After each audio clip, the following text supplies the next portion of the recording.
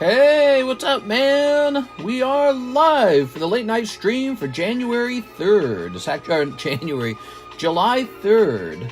It's actually July 4th now, technically. Alright, let's see. We're setting up the stream. I was tempted to call off. I was tempted, but we are here. Hot. Tournament. Tournament. Yeah. Victini break. Also, new Manga Dragon Balls. Live card shop. We also have fresh Hololive. New Hololive. We got some new stuff. We always have a couple new things. Give me a minute. Okay.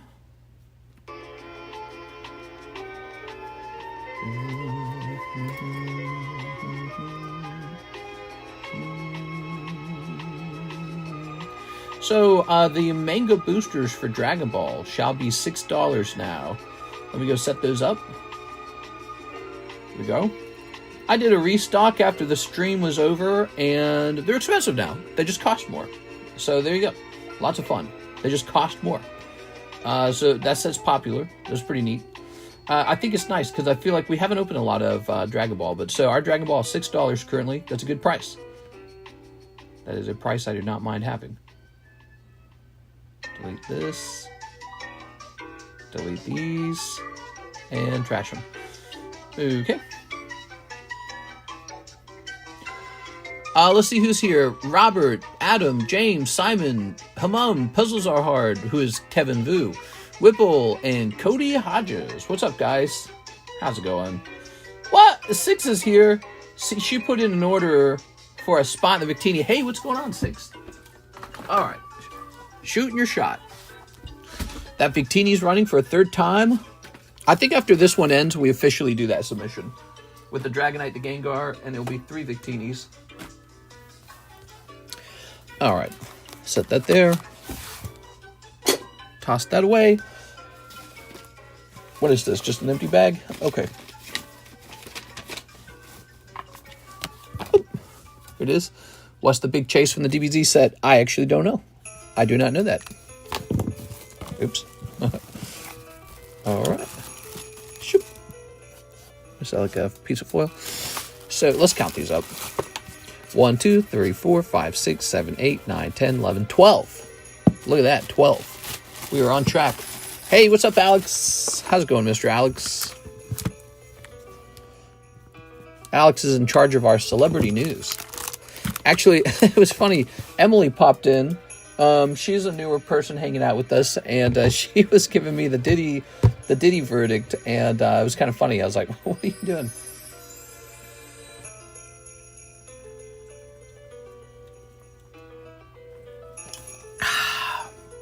Oh man, that hit so good.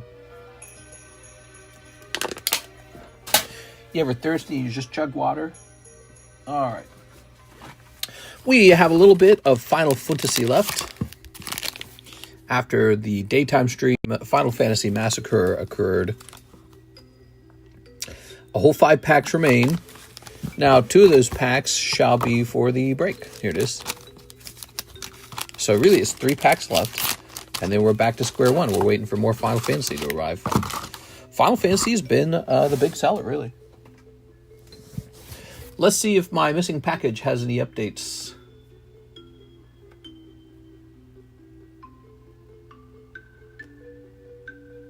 Closing this.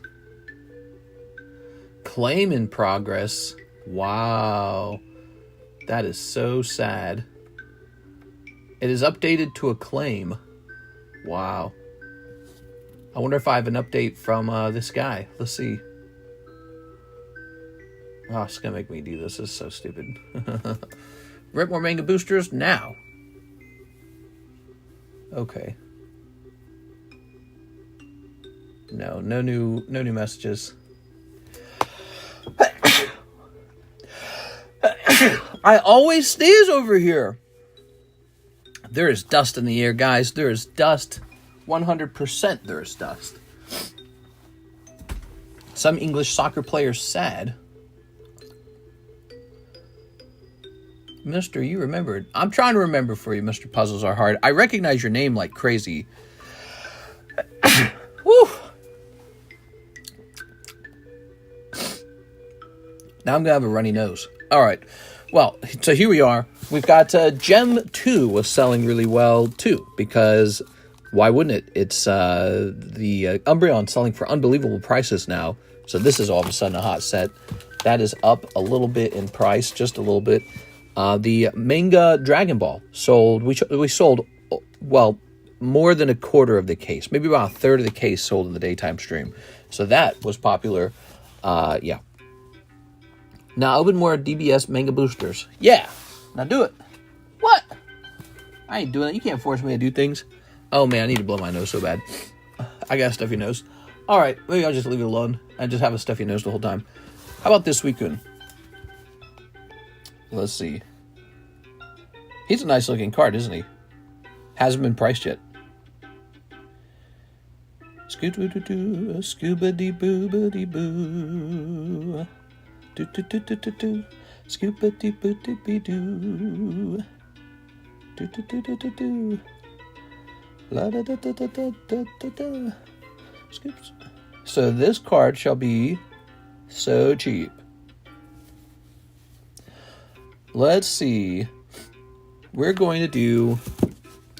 This card will be available as a gym break. So it's a wide sleeve? Yeah, it's a wide sleeve. You think this third Victini is a 10? They all looked pretty good. I think the first one had slide-off centering. I think the second one didn't have much slide-off centering at all. And this one looks like it... I still got the one to return too, don't I? This one looks great, man. Look at that. There it is. I think that's fair to wonder about the centering.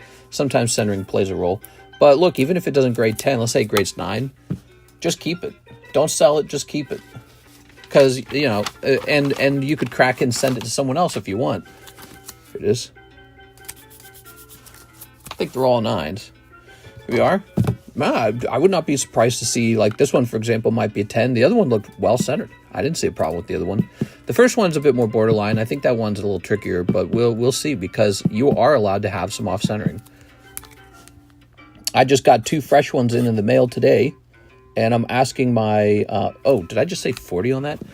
I just got 2 more fresh ones in today. So basically, I sold you guys all the ones I received, and one of them's getting returned. And then I got 2 more today that could be broken if we wanted, and I'm ordering 2 more. That's the thing. I can always get more of them.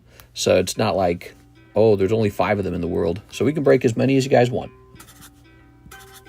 At some point, I'm going to start grading them, though. Okay. So, good. We had a whole bunch of Gray Fella Hat Pikachus. Remember those? And we went to grade those, and those looked pretty good. And mostly they all graded 9, though. And you know why? It's just because it's hard to get 10s. That's it. It really is. I graded some myself. You guys graded some. We almost got no 10s. There was like 1 or 2 10s. So, although that's an English card, this is a Japanese card. But those cards look pretty good. Here's a them. Oh, wait, we already did this one. Oh, he's doing it again. Okay, 1 Tarkir Dragonstorm. Hell yeah, dude. All right, Tarkir. You know, I have not checked the price of Tarkir in a long time, and you just bought 2, and your name's with them. And so I need to know if these have changed dramatically. Let's begin here by seeing what I paid for them. Tarkir. Okay. How many did I buy? I bought 6 of them. Okay, so give me a second.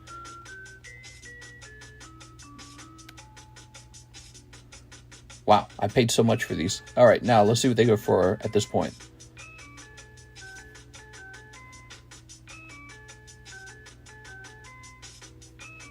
Okay, Tarkir Collector Booster Box. They're about the same price. They haven't changed. Okay, just double checking. Double checking that they haven't like doubled or tripled in price when I was looking away. You never know about that stuff, you know. Janice, how are you today, Janice? We are. I've sent an army here after the Victini. Now, what are you talking about? You think this... I already read that. So here's Warrior. Oh, Stadium Headline. Maelstrom of the Spirit Dragon. Voice of Victory. Rampart Architect. Stadium Headliner. Mountain. Ooh, the Missy Mountain. All right. All right, I'm here for the free giveaway. Right, we should have a giveaway, huh? What do you guys think that giveaway should be? Here we are. One whole box of this, one whole box of that. Ooh, I'm out of sleeves. I gotta get more sleeves. Ooh, Purging Stormbrood. That's cool, man. Attuned Hunter, Gurmag, Dragon Storm, Seize Opportunity, Unending Whisper. How many sets are overvalued in the menu? We should start checking on the prices when it's show. Here we are. When it's slow. Glad to be able to catch the live 4-day weekend for the win. Oh, yeah. Nice, man. Well, I'm glad you're here, Janice. Really appreciate it. We'll sleeve this up. Very nice. Oh, yeah. Look at that. Purging Stormbrood. Beautiful. Okay. Let's grab this and put it in your bag. We'll put this over here. Ooh. A box of bulk for giveaway. It's an interesting thought. Okay, let's go ahead and grab Mr. Gabriel Enriquez's order. He wants a spot in the Suicune. They are. All right. That would be you. Perfect. All right. And we'll pop this in here.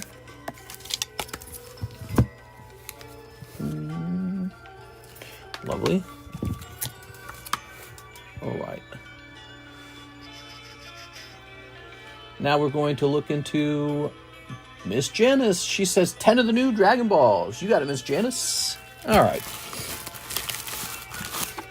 We got 1, 2, 3, 4, 5, 6, 7, 8, 9, 10. Oh. And we'll grab this. Let's set it over here. Let's start sneeping. So these were very popular in the daytime stream. People were buying tons of these. There you go. Like I said, we sold about 1/3 of the case, and that was like within an hour and a half. And with people not really, most people I don't think knew what was even in these. All right, we're gonna snip this. All right, very good. And we're gonna snip this as well. There we go. All right. How nice. Okay, Miss Janice, good luck. We've got this card. There's a lot of holos in here. I'll remind you guys, if you ever don't want them, let me know, because those are like, if every card's a holo, it means they're basically bulk holos, right? It is odd. Here's the card you want.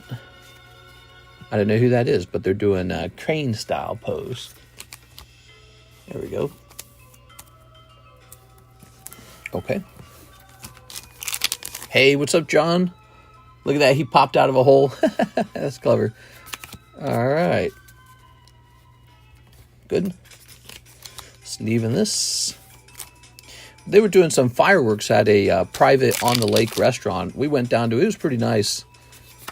We kind of regret not having brought towels because everyone was swimming in the water while the fireworks were going off. I was like, dang, we should have done that. But that was our first time down there, so we didn't know you could do that. So, oops. Yeah, we should have had towels. We could have gone swimming. We did kind of climb in the water up to our knees. So warm. The water out here in July is really, really good. You had whole families with their tri-tunes, and they park the tri-tunes with an anchor, and then everyone climbs out of the boat and jumps in the water, and they'll lay down like a mat that you can hang on to and rest. Really nice. Tons of that. We are sitting there in the sand. They pour sand by the water, right? Even though it's a lake, it's not a beach. They pour a ton of sand. and you climb in the sand, you climb in the water, it's super warm, and then to your right, you see like 100 boats, and they're all parked to watch the fireworks. Pretty neat. They got food stands everywhere, and yeah, it was nice. It was nice. A lot of sexy people running around in swimsuits. Yeah. Okay. All right. I like the adult vibe out here. Ooh. Like a lot of college kids come down, and a lot of adults who own boats are here. It's really nice. Let's see. Ooh, that's our first time in the lake water this year. We have not gone swimming very much. Oh, very nice. Towel, so hot you dry off in 2 minutes. No need beaches out there. Sort of. There's a place called Party Cove, and it's well documented that people will bring their boats out there, and they'll be like making babies right out in the open on their boats in front of each other, kind of like a swingers thing. But apparently they've cracked down on that a little more, and people are a little more nervous to do it now because people have like cameras that record and stuff. So, but apparently it was a debaucherous part of the lake for many, many years, and I've never been there. It is. Ooh, so this one's kind of special. That's an SR. SR. Do they have an SR star? You may have to try again for the big hit, okay? Okay, so that's for Steven. Do you have a boat? We have 2 boats. We have a Sea-Doo boat, and we've got a Tritoon. I don't use them, though. I have used them 0 times this year. I've not even used them 1 time. We're preparing to sell them. Sell them and get rid of them. It's part of our process to move. All right, there we go. So, Mr. Steven. Now, people really come out here to party. They don't come out here to do business. There. And it gets plenty crazy out here. Live on the edge, Mr. Oil and water don't mix. There we go. I've seen some sexy things out here. People making out, mostly naked, but I bet you run into that kind of stuff in a ocean as well, right? So it's probably not unique. So here we have Mr. Jonathan Bagunas jumping in on the Suicune. Good luck. Only 1 person walks away with the Suicune. Okay, Jonathan Bagunas. How much is a box of Pokemon Japanese Black? Well, I think there's 30 packs in the box, and they're $7 a pack, unless they've gotten cheaper over time. Let's see. We're looking for Mr. Bagunas. What is this music, man? They said this was good music. Justin. Here we are. Karis and I are worn out, man. We've been working so hard for so many years. we're feeling the pressure of it. All right, so time for us to do a vacation or something at some point. 20 packs in a box. I take it back. It is not 30 packs in a box. In fact, it is 20 packs per box. That explains why they cost $7 instead of the cheaper $3 to $5, which you typically see with the 30-pack boxes. So it's 20 per pack, 20 per box. All right. Don't remind me about birthdays. I'm 34 now. No! You're getting old man. All right. You're in your twilight years, Mr. Cody. Your sunshine years, I mean. All right. Here goes. Gabriel. Ooh, there's Rabaska. Rabaska? Squelvit! Squelvit, you beat him! You beat the Squelvit! Oh my god. First round goes to Gabriel. Oops. Second round. Cerulege. Okay. Kind of in the middle. Oh, but it doesn't even beat Togepi. Togetic. Togekiss, I mean. Togekiss takes round 2. It's all tied up. Round 3. Oh, that's a good one. Tyranitar. But he loses to Garchomp. No! All right. Garchomp takes it. Garchomp is the Charizard of this deck. For now. No one's contributed anything stronger than the Garchomp. So he is the strongman card. Mr. Gabriel, I'm so sorry. You're going to miss this one. Pokefate. 50 cents know a lot about Diddy. 34 shoot. I'm 60. Here's... Whoa, you've had some really good success over here. Jonathan, look, he's 6-2. How you taking everyone's money, man? What the hell? That's a pretty good round for you. 6-2 is an impressive score. Okay. What would you tell a 34-year-old version of yourself? There it is. Jonathan A.G. Bagunas. Don't get married. All right. Law knew something good was coming. Trump's sweeping tax cut and spending bill wins congressional approval. There we are. Here's Umbreon. Here's Glaceon. Here's Grimer. Here's Cartman. And here's Fighting Energy. How nice. Okay.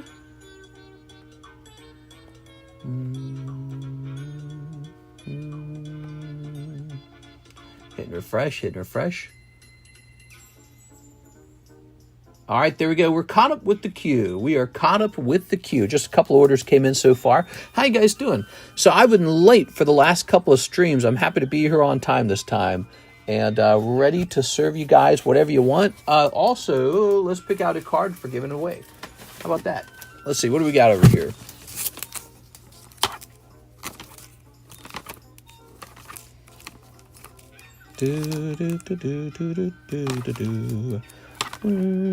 How about this Juggernaut? He's $75. Shush. Actually, he really ought to go on eBay. Let me take a picture of this guy. He ought to go on eBay. You know, I was thinking I'll sell you guys. I'll give you guys Juggernaut for free because I don't know how fast he'll move. I think he'll be stuck on the table because he's Marvel. And most of you guys buying cards, you are not Marvel buyers as much as you're Pokemon buyers. Here it is.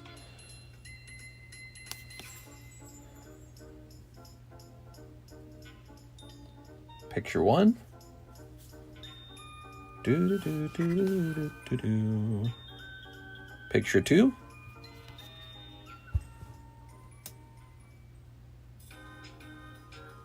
Picture three. All right, there we go. 3 pictures. Very nice.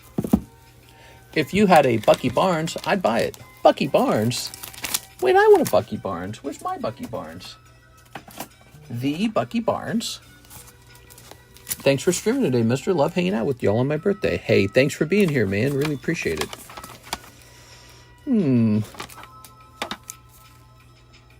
That's cool. If you guys had to have just one of these giveaways, which one would it be?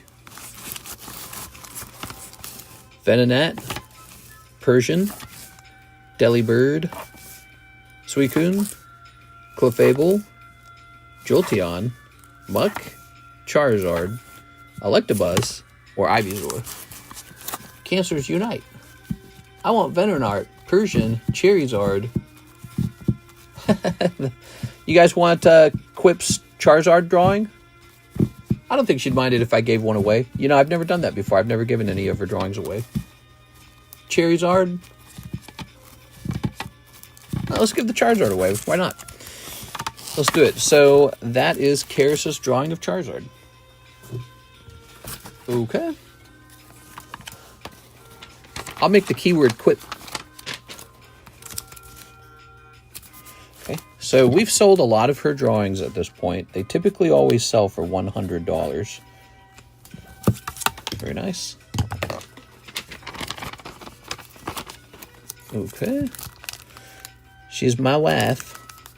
She works very, very, very, very hard. She got a really tough job. Sometimes she'll draw a little Pokemon card on the side. There we go. All right. Now let's jump over here. For free? Let's see.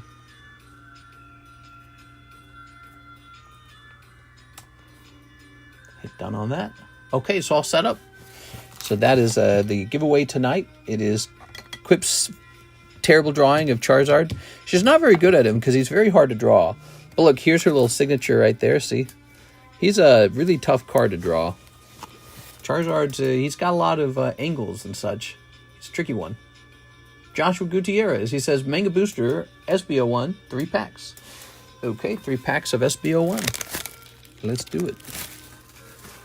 Put that back over there. Let's grab a fresh box of SBO1. That's mean, mister. Oh, no, she knows I say that, something like that endearingly. I'm not saying it. Oh, you mistook it. I'm not putting her down or anything. We are. All right. Very nice. If she was here, she would be laughing about it. She wouldn't feel offended. Toss it over there.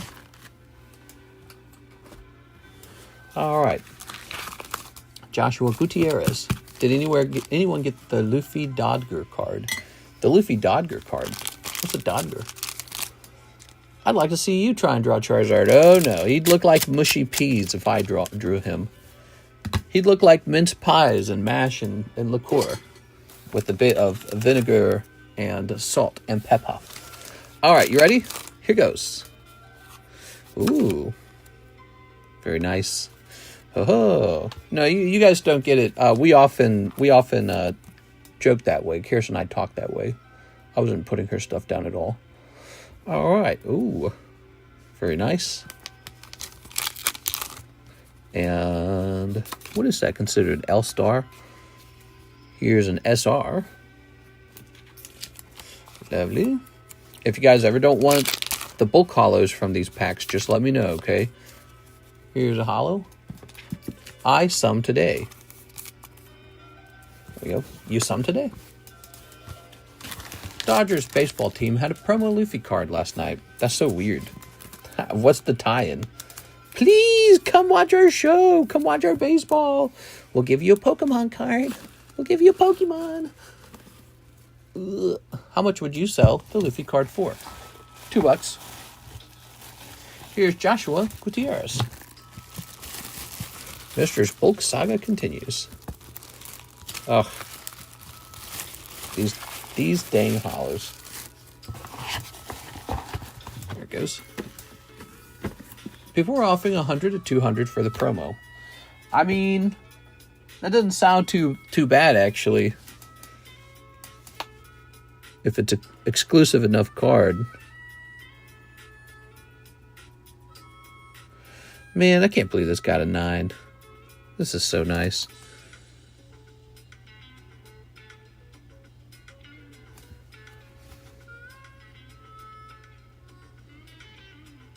Oh, wait a second. No, there's a white dot down here. He's not nice at all. Let's sell him. He is, in fact, a 9. All right, there you go. Sometimes you just got to look a little closer and you go, wait a second. Okay.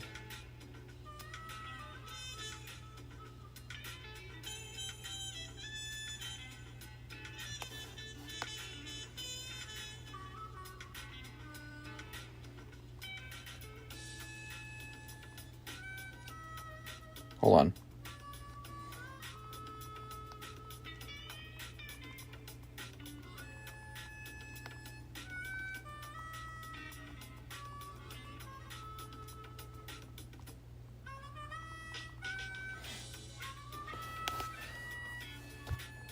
Man, I'm fighting with another guy, dude.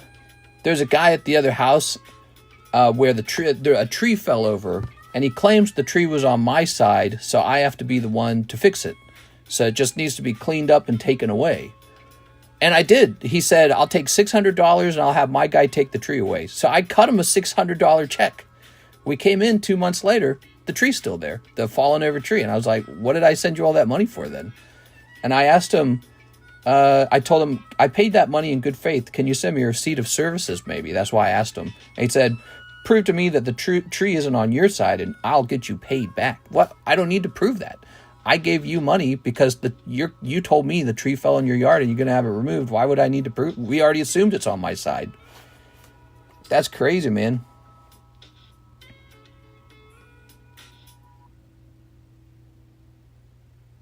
That's nuts, dude. What is wrong with people? Everyone's so freaking crabby out here, dude. I don't know if it's Lake of the Ozarks or if it's just typical neighbor crap.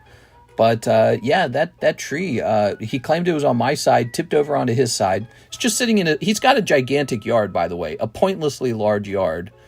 And he said, well, it's a tree from your yard that fell over into my yard, so you're the one who has to clean it. And I said, all right, I'll do it. So he said, I've got a guy, $600, I'll get him to come clean it up. I said, okay. So I cut him a $600 check. We came back a month later, the tree's still there. He didn't do anything with it. He just kept the money. He put it in his bank account. I said, hey, I paid for that tree to be removed. Can I see the receipt of the services you ordered? And now he's telling me I have to prove that it's on my side. Why would I need to prove that? We assumed that.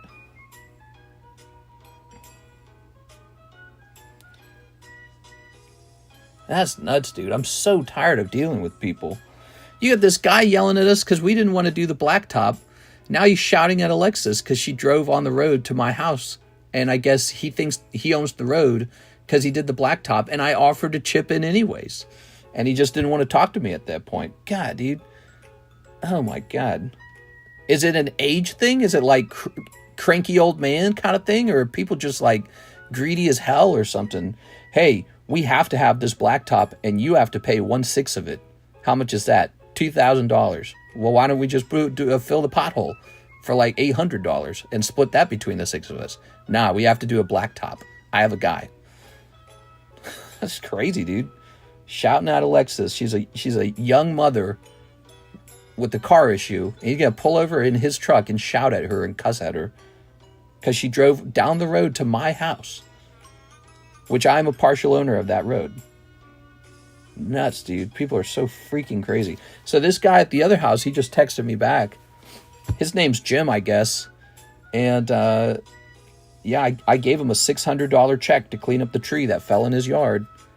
Didn't cause any damage or anything. It's just a tree that needs to be removed. And is still there. So I think he just kept my money. So I said, you know, you can't do that.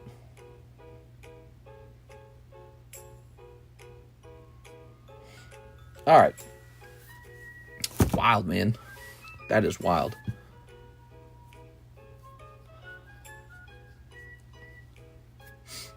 Did the neighbor say what they did with the 600? Well, that's why I said, I texted him and I said, what I said was, oops. I'm so tired of fighting, man. I'm so tired of it all. I paid you that money in good faith. Can you send me a receipt of services? Maybe.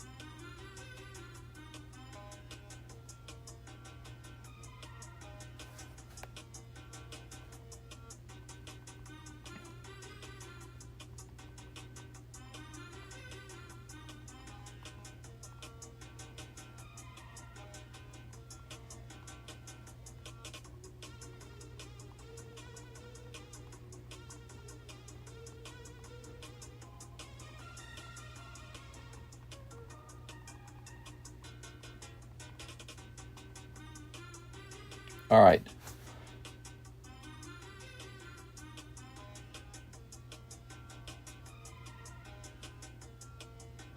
Crazy, dude. Man, people are nuts. Sorry about that. Midstream too. Let's go ahead and open these. Just sharing some drama with you guys. That's just crazy. I don't know what's wrong with people. Hathim says, wait, we already did this one, right? Yeah, we already did that one. We got to hit refresh. That's nuts. Thoughts on the big, beautiful bill passing? I don't have a lot of thoughts on it, to be honest. Here's Janice. 1 box Pokemon White, 1 box Pokemon Black, 20 Poke Shuffles. Whoa!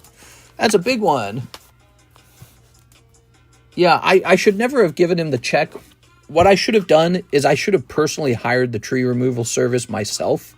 He reached out to me on the cell phone and told me, I already have a guy who's going to do it for $600. Please just send me $600. So I said, all right. And I cut him a check and mailed it to him. And he received it. And the tree's still there. So he never really hired anyone. All right, I'm nuts, dude. That is crazy. He just cashed my $600 check and kept it. 1, 2, 3. Okay. 1, 2, 3, 4, 5, 6, 7, 8, 9, 10, 11, 12, 13, 14, 15, 16, 17, 18, 19, 20. All right. Ready? 1. Ooh, Sylveon. Wiggly. Ogre Pond. 2 live. Machop, you're taking it all. Whoa, look at this round, man. That's pretty good. All right, so let's set the 2 lives back up. Maybe a trashy guy that seems to be living large. Well, I've never even met him. All I know is he gave me an address to mail the check to. And I believe the house that is having the tree removed is not even his real house. It's a rental unit. 1, 2, 3, 4, 5, 6, 7, 8. Oh, wait, we need 6. 1, 2, 3, 4, 5, 6, 7, 8. There we go. Yeah, it's a house with a gigantic backyard. And the tree is arguably on my property line, although it looks like it is split between our 2 property lines. That's what it looks like. The house looks like it's split between our property lines. But he claims it's on mine, so since it fell over in his yard, the law states I'm responsible for the tree removal. So he said, okay, I got a guy, I just need $600, and I foolishly gave him $600 like an idiot. What am I thinking, man? I mean, just looking back on it, I feel like he just openly scammed me. He's probably got his Uncle Billy Bob came around and said, hey, you can just pocket the $600 and we'll get our little chainsaw out and remove it ourselves and keep the $600. That's probably what just happened. I assume that's what just happened. Here it is. All right. Crazy, man. So, Ogre Pond. It's not right.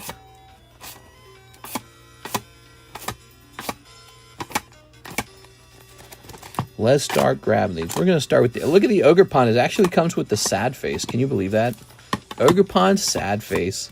Kind of like, sorry, bro, you pulled Ogre Pond. There it is. Ogre Pond. Now, Wigglytuff, that one's actually quite good. So the Wigglytuff is actually a $115 card. Wow. Congratulations on that. Now the Sylveon 9. I lose faith in humanity a little bit at a time, guys. I don't know what it is. There's always something. I'm losing a little bit of faith in humanity. Maybe you guys will bring me back. I'm not sure. So there is the Machop Tag 10. Well, those were some good slabs, dude. Those were some good slabs.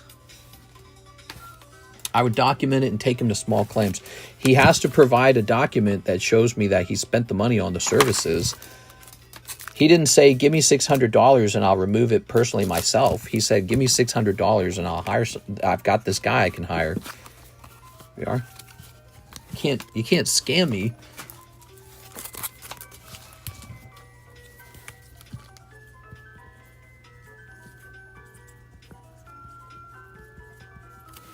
Never even met the guy, man.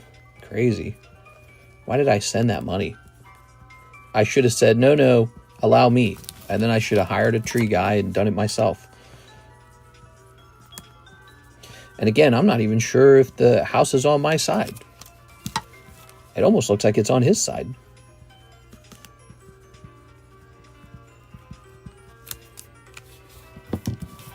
All right.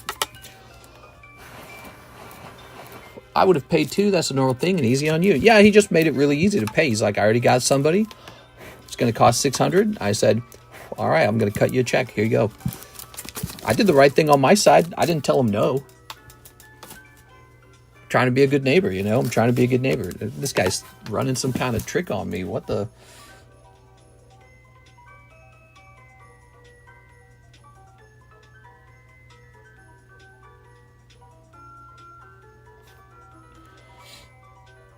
All right. So, Dark Alakazam, Rocket.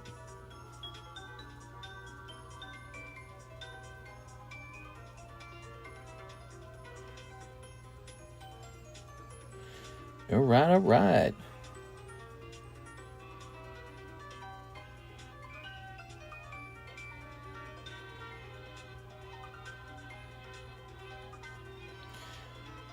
Dark Alakazam. I think this is him. Is this him? No, that's the non-holo.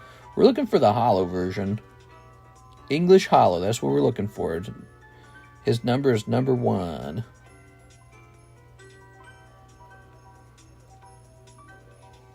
He's such a nice card. Oh, here we go. Okay.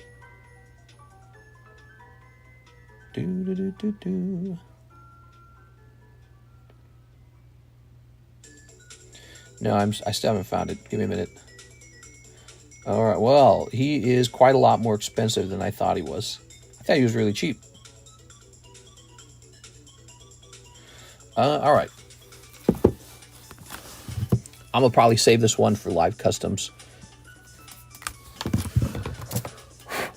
All right, that one to be saved for the live customs. Yeah, never give people money. I got that check, mister. Future reference, never cut a check to someone you've never met.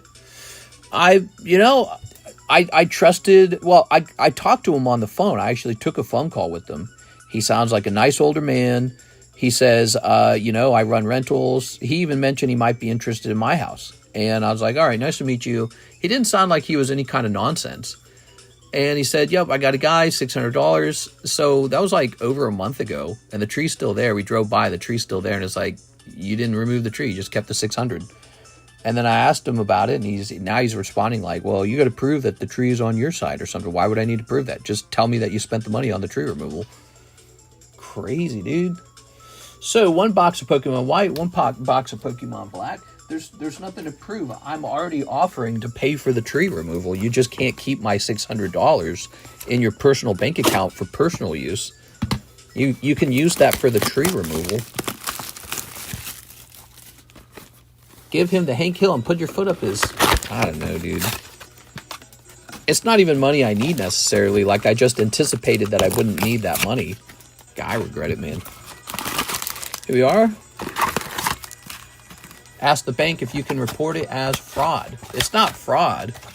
It's, well, I don't think it could be. Well, I don't know. Yeah, maybe. All right. That's actually, maybe that's actually not a bad idea. Can you, I don't know if you can do that with the check. I wonder what ChatGPT has to say about the scenario. Here we are. I didn't remove the tree because I hadn't had time. Oh, yeah. There we are. Very nice. Okay. Let's ask ChatGPT. I'll read you guys the answer. It'll be fun. We'll learn about it together. Here, I'll do a little voice message. I gave my neighbor $600 check because he claimed my tree fell in his yard, so the $600 was supposed to be spent on removing the tree, but the tree's still there months later, and now it's feeling like he does not intend to remove it. He just wants to keep the money. What should I do? Can the check be reversed? Can I report it to the bank and they can reverse it? What do I do? All right, let's see.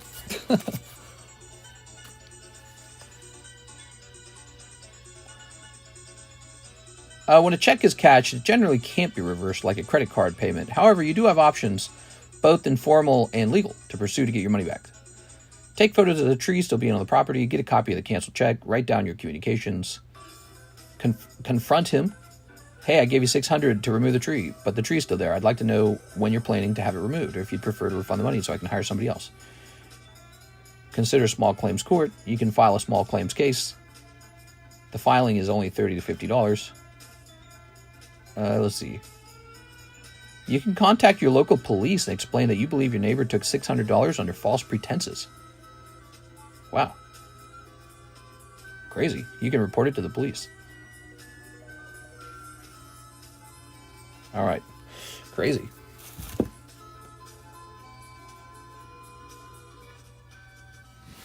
Okay. Well, when did I give him the actual check? Let's see when he actually contacted me. Yeah, he contacted me back in May.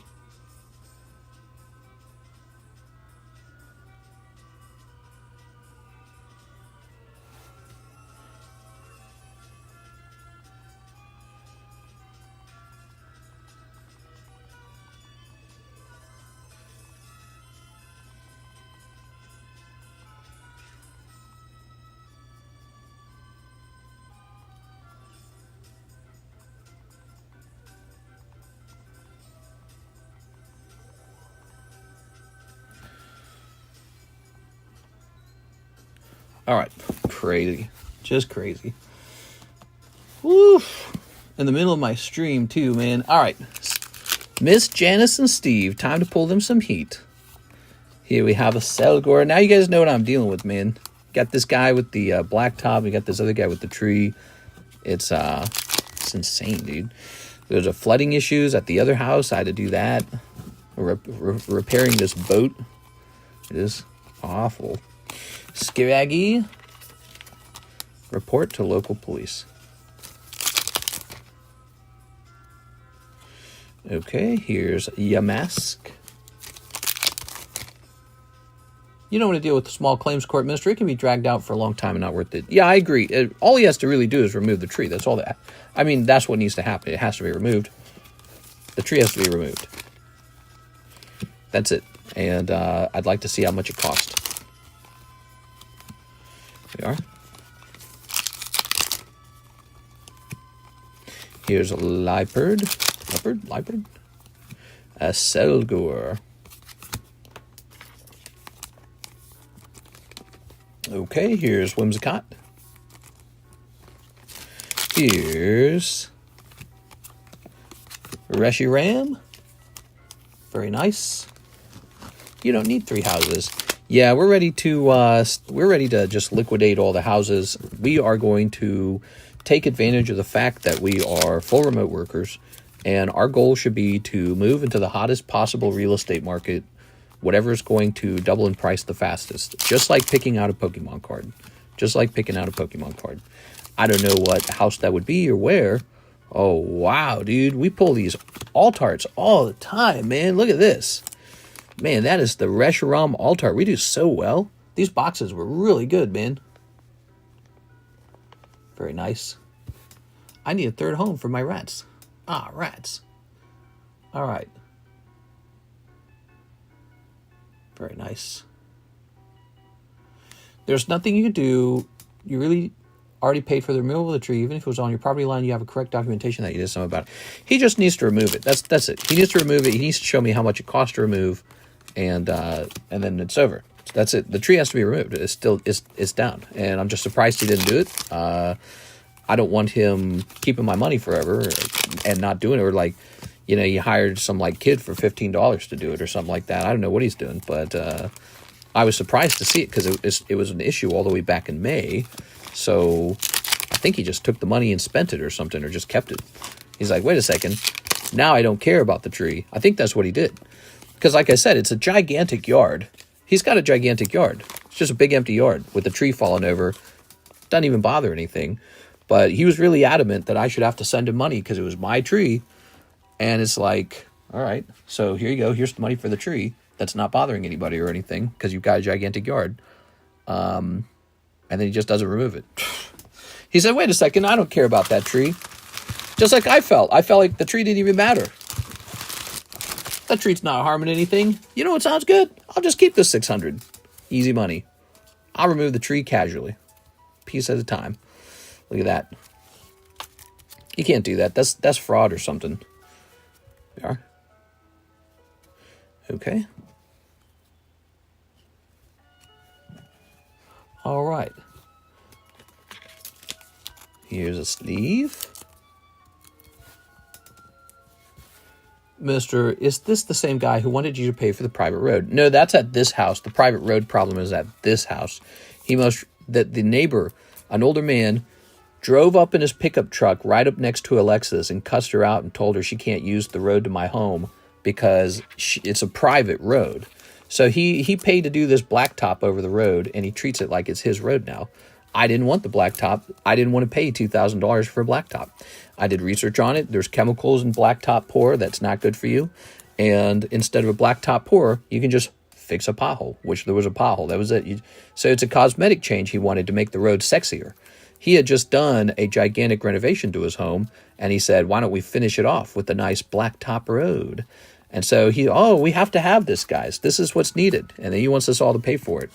You're right, dude. And so I told him, well, I just want the pothole fixed. That's all. I don't need the blacktop road.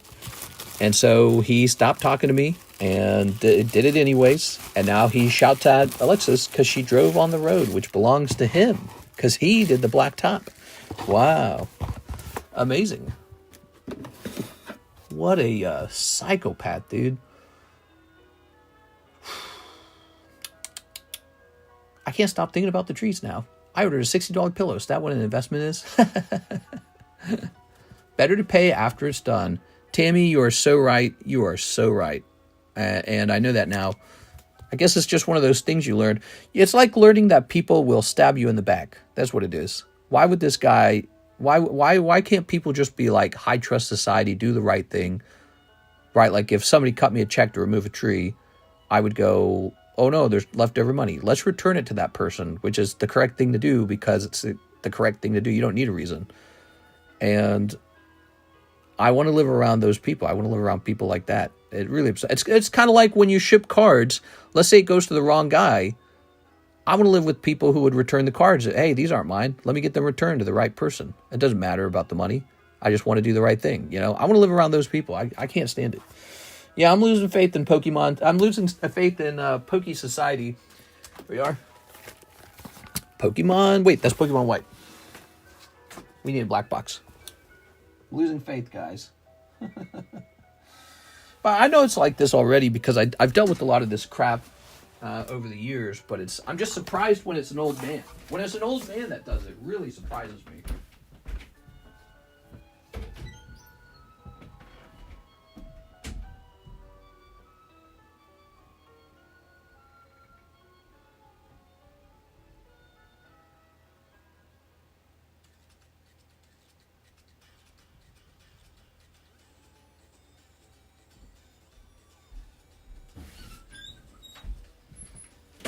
All right, we got it.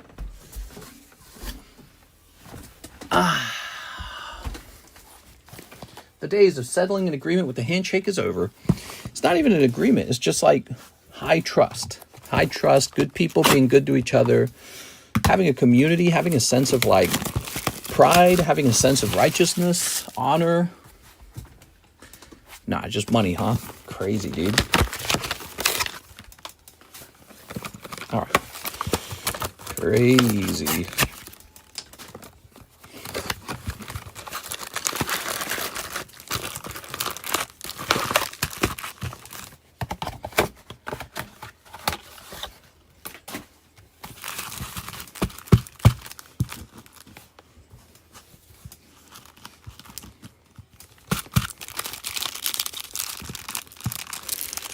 Snipping this.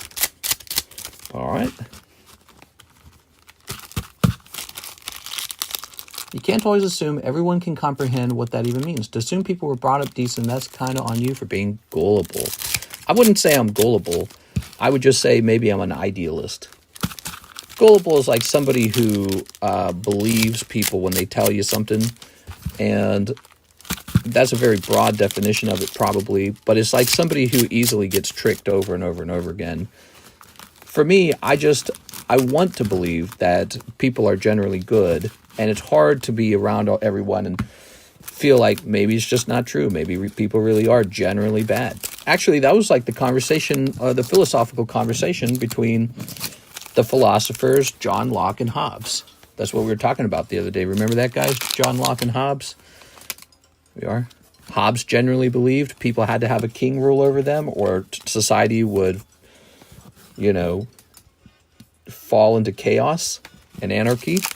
Whereas John Locke believed people needed to be as free as possible because they, you know, they're like their own governor. They pursue happiness, they pursue success and righteousness and Christianity and all this other stuff. So there's like, generally you need to get rid of the king and everyone will be good. Look at this. Oh, king needs to be limited in power. So they had opposing ideas. Send me something. Here is Mespivit. How old is the Hobbes guy, mister? I don't know. Probably from like the 1800s or something. Ooh, superior. There we go. Did you even interact with him and understand why he wants the tree removed to begin with? Well, because it's a tree that fell in his yard. That's enough reason for me. I mean, if somebody else's tree fell in my yard and I didn't like the look of it, I would say, hey, you guys are responsible for removing that. It's your tree. All right. Very good. While stealing a box of Evolving Skies while being caught on camera. I think I heard about that. $2,000 booster box getting stolen in the open. Yeah, people are just, I don't know. I don't get depressed very easily. I am not a depressing kind of person. I actually am very, very like stubborn and sturdy about being in an up mood, being good. But that is one thing that will make me depressed. It's just this overall feeling like the world and society and people are generally not good people. That actually will bring me down over time. It's very frustrating. It makes me want to, it makes me more of a recluse when I feel that way, you know, like I'm just going to go hide in the mountains or something, and that's it for me. You guys can all be far, far away. And I don't know why it's got to be. There's so many people in my life that have been like a problem, and I hate to think back on it. It almost feels like I run into more significant problems than people that come over and be like, hey, let's be friends, let's be nice, let me help you with life. You know, and that's definitely something. Nobody really helps you in life that much. It is like some horrible competition.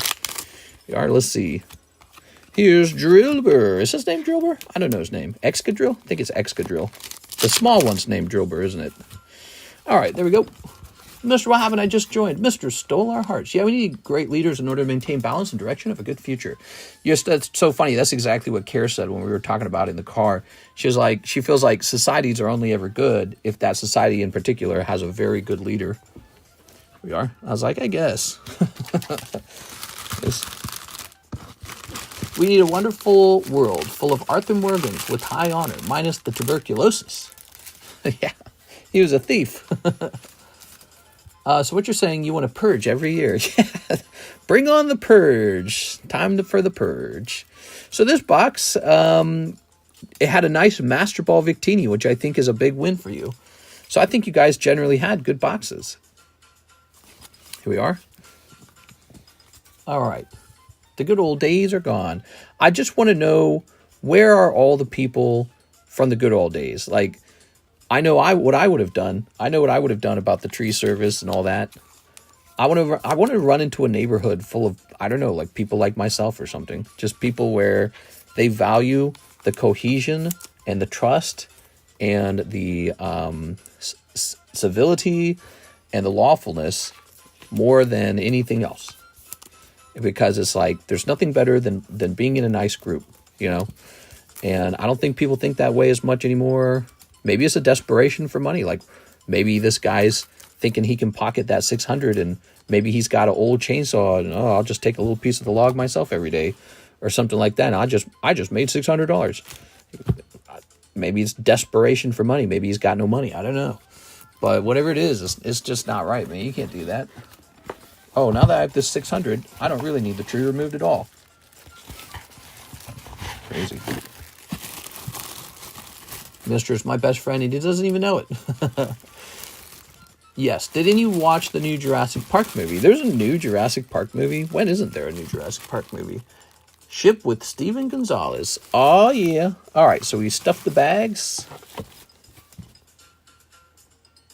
All right. What's ironic is if he did that and the tree was gone, you wouldn't even know or care.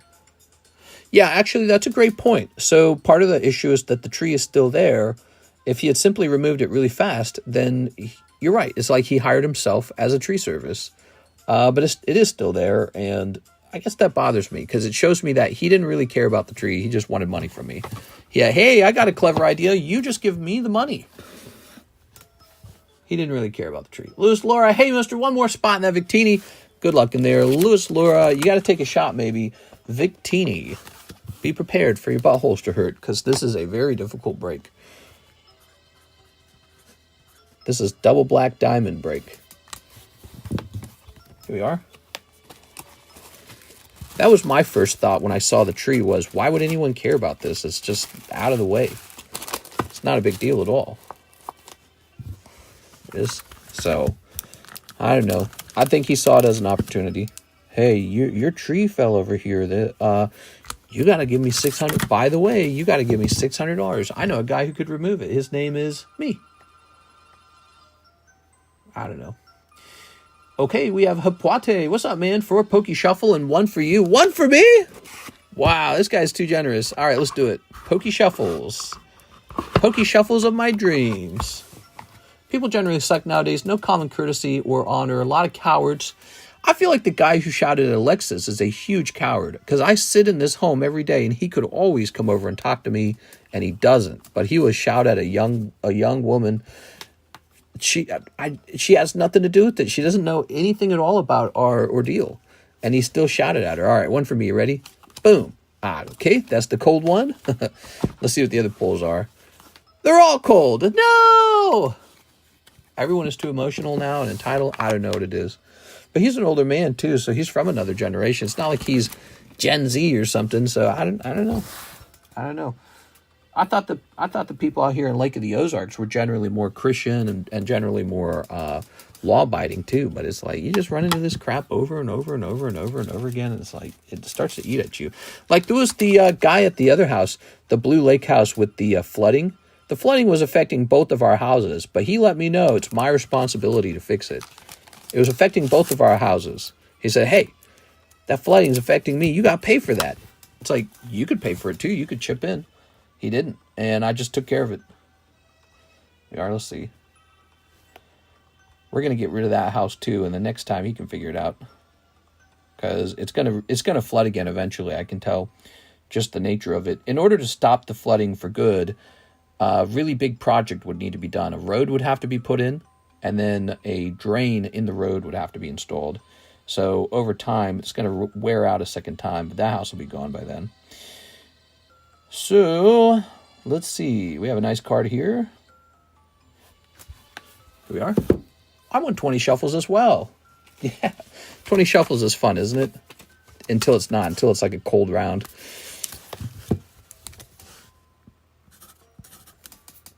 There we go. The last order was 4 for himself, 1 for you. Oh, so he's got 1 more to go. I see. So he ordered a total of 5, and I thought it was a total of 4. Sorry about that, Mr. Hipwate. All right, 1 more shot. Hey, maybe this will be the lucky card. You ready? Ah, not this time. All right. All right, sorry about that. A little misunderstanding there. Very generous, by the way. No one's ever bought me a Poke Shuffle before. Very generous. Oh, we should write that down. We are keeping track of these donations, aren't we? Guten Morgen. All right. Oh, no, next time. Let's see. Yeah.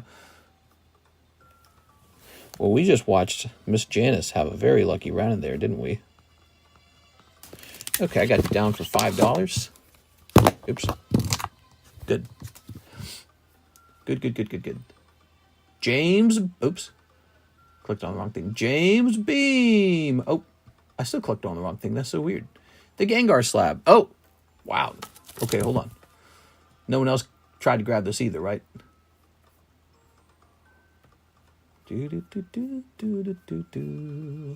So you and Ivan tried to order at the same time. Ivan ordered at 2:42 a.m. and you ordered at 2:42 a.m. So now I'm going to open up the code for the emails, and it's going to show the exact timing that you guys bought it. So this one is for James Beam, and it says, you ready? It says 4221. Remember that number. 4221. All right. And then for Ivan Rodriguez, it says 4207. So what does that mean? That means that his was in first, right? So Ivan Rodriguez ordered it first by just a couple seconds. All right. Sorry, Mr. James Beam. Ivan Rodriguez got it first. Did you guys hear they opened up a Chuck E. Cheese for adults? Chuck E. Cheese for adults. What do you guys think of that? Coin toss. Just do a coin toss. What we actually do is we have a way to look down to the second when the orders were placed. Now, if you guys placed it at precisely the same second, then I would go with that, a coin toss. But since his came first by a few seconds, then we can correctly hand it out to him. All right. And James gets a little store credit. A little store credit.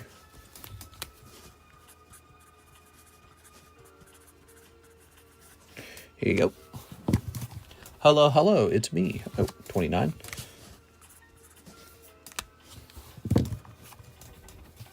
All right, and let's see. We'll place this over here.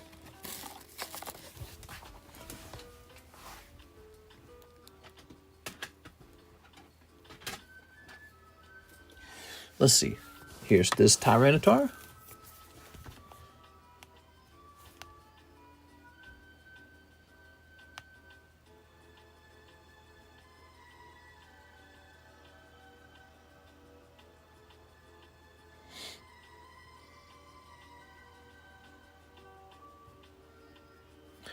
All right. Just reading that text again. That boils my blood, man.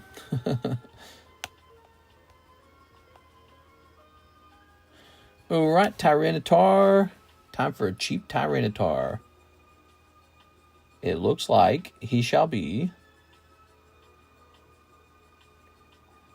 Looks like he's going to be 32. 32 on that Tyranitar. Catch any big fish in that lake, mister?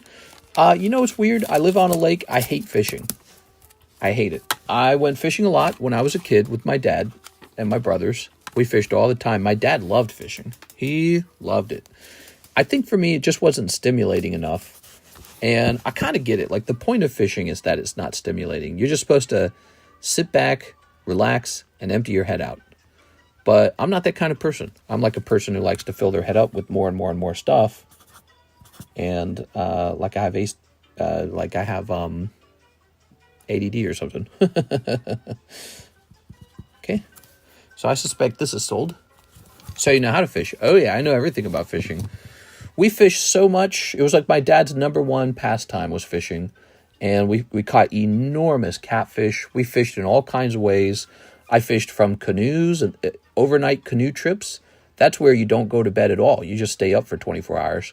And you're in a canoe in the middle of the night on the river, dangerous Mississippi River, in a little wooden canoe, catching gigantic catfish that are so strong that they can actually pull the boat left and right after you've caught them. And some of the biggest catfish we ever caught were used with landlines.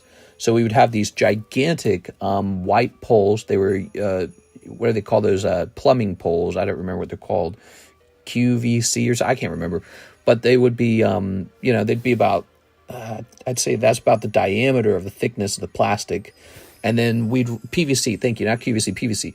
So we'd run these big pink ropes through them. They were twine, and they had these giant hooks on them. And what we would do is we would fish in a creek for a while until we had these giant minnows, real big ones.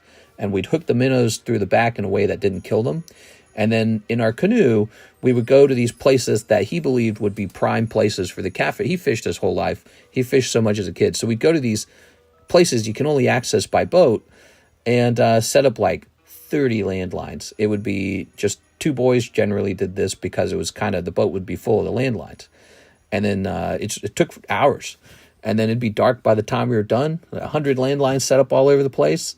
We'd go sit on the rocks with the fire and fish 24 hours, no sleep. We'd catch a few giant catfish. We'd climb back in the canoe in the morning time. The sun's coming up. Gather all the landlines. Most of them were empty. Some of them would be missing their fish, so it was obvious something ate them. And then one or two would be bent all the way over like a pulled bow. And a humongous catfish would be on them, just gigantic. And it was like shocking. It was like something you would find in an aquarium. It was so large. It would be amazing. And he'd take it home and gut it and turn it into like gigantic amounts of catfish fillet. And then we'd be eating catfish for weeks. And that wasn't even that bad, actually. My mom was pretty good at cooking catfish. So he loved fishing. And he would tell us all these stories when he was younger. His family was so poor, he had to be able to be good at fishing or they wouldn't have enough food to eat. So he had to catch fish to eat, and they lived by the river when he was younger, and that's what him and his brother did. So he still likes it a lot, and I don't know, it just wasn't for me, though. Okay, so now we have an order. Let's see. Mr. Athim, did you order another Dragonstorm pack, or am I hallucinating? Did you order a third one, Mr. Athim? Ugh. All right. He knew so much about it, too. He knew so much about it. And I didn't care to know any of that stuff, but now I know it all. Mr. Mark J. Valerian, for shipping, please, and may you do a backsort. I would like to just keep the good hits worth keeping and donate the rest of the cards to you. Oh, that's so nice. Let's take a quick look at that real fast. Mark J. Valerian. Fish is tasty. Fried fish is really good, but so is fried chicken. It's because it's fried, and apparently that's not very healthy for you, but it's really yummy. And fried catfish is excellent. It doesn't have too strong of a flavor, and the frying it makes it so good. Wow, you got a lot of nice cards in here. You want me to remove some junk, though, huh? This Slowpoke's definitely not junk. This is junk. You got some Metazoo. You got some sexy girlfriends. This is like junk. That's not junk. Cool stuff, cool stuff, cool stuff. This is really cool. Well, I'm sending it all to you. I mean, pretty much the Ogre Pond can be kept. I don't think the SpongeBob's super valuable. It's that's some of that KU stuff from China. Then again, maybe I'm being prejudiced toward KU company. Maybe they're actually pretty good. And then you got Topps Chrome Metazoo, which I don't think is terribly expensive. But the rest of this is good. Like, look, you got some of these. But, you know, you wanted a bag sort. So what stands out to me is this Holographic Legends and the Slowpoke immediately stand out. You have this Holographic Halo card, so that stands out. Let's see. This Lisa stands out. She's a hit card from the top of the pack. Here's a glow-in-the-dark Guardian. That's actually pretty cool. Ocelot, that's fun. These are all vintage, so we like all the Pokemon. All the Pokemon vintage is very good. Okay, and anything in this South Park pack can be graded. That's true for all three of these packs, actually. But the South Park cards are really special. I think they're really good. I got to send you most of this bag, man. I don't see junk in here. I think it's mostly good. But this little pile right here in the middle, I'm going to put them in the middle of the pack. Slowpoke, the Holo Tops card, the Holo Halo card, the Lisa. We've got these two fun Minecraft cards. More tops, more tops, more tops. Look at this. This is just a non-holo, but look, it's super cool, right? Okay, so he just woke up from being in his test tube, and it's an important moment in the show. Did Mr. Thim confirm he ordered a third one of these? I eat bass better than catfish. Yeah, we caught a lot of bass, too. We caught bass, gar, catfish, mainly catfish, though. Lots of catfish. There was a type of fishing I actually did kind of enjoy.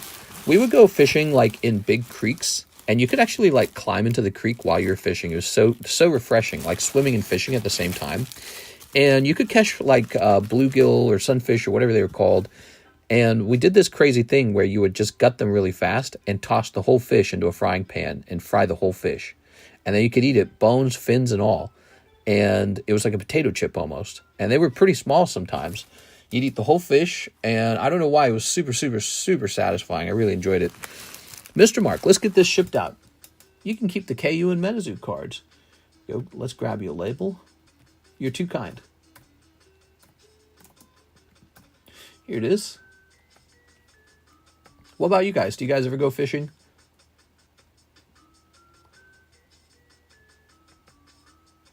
You are? I'm a more of a stay inside of a hotel kind of guy. Not a camping kind of guy. Although we've done that too. We went camping when I was young. Yes.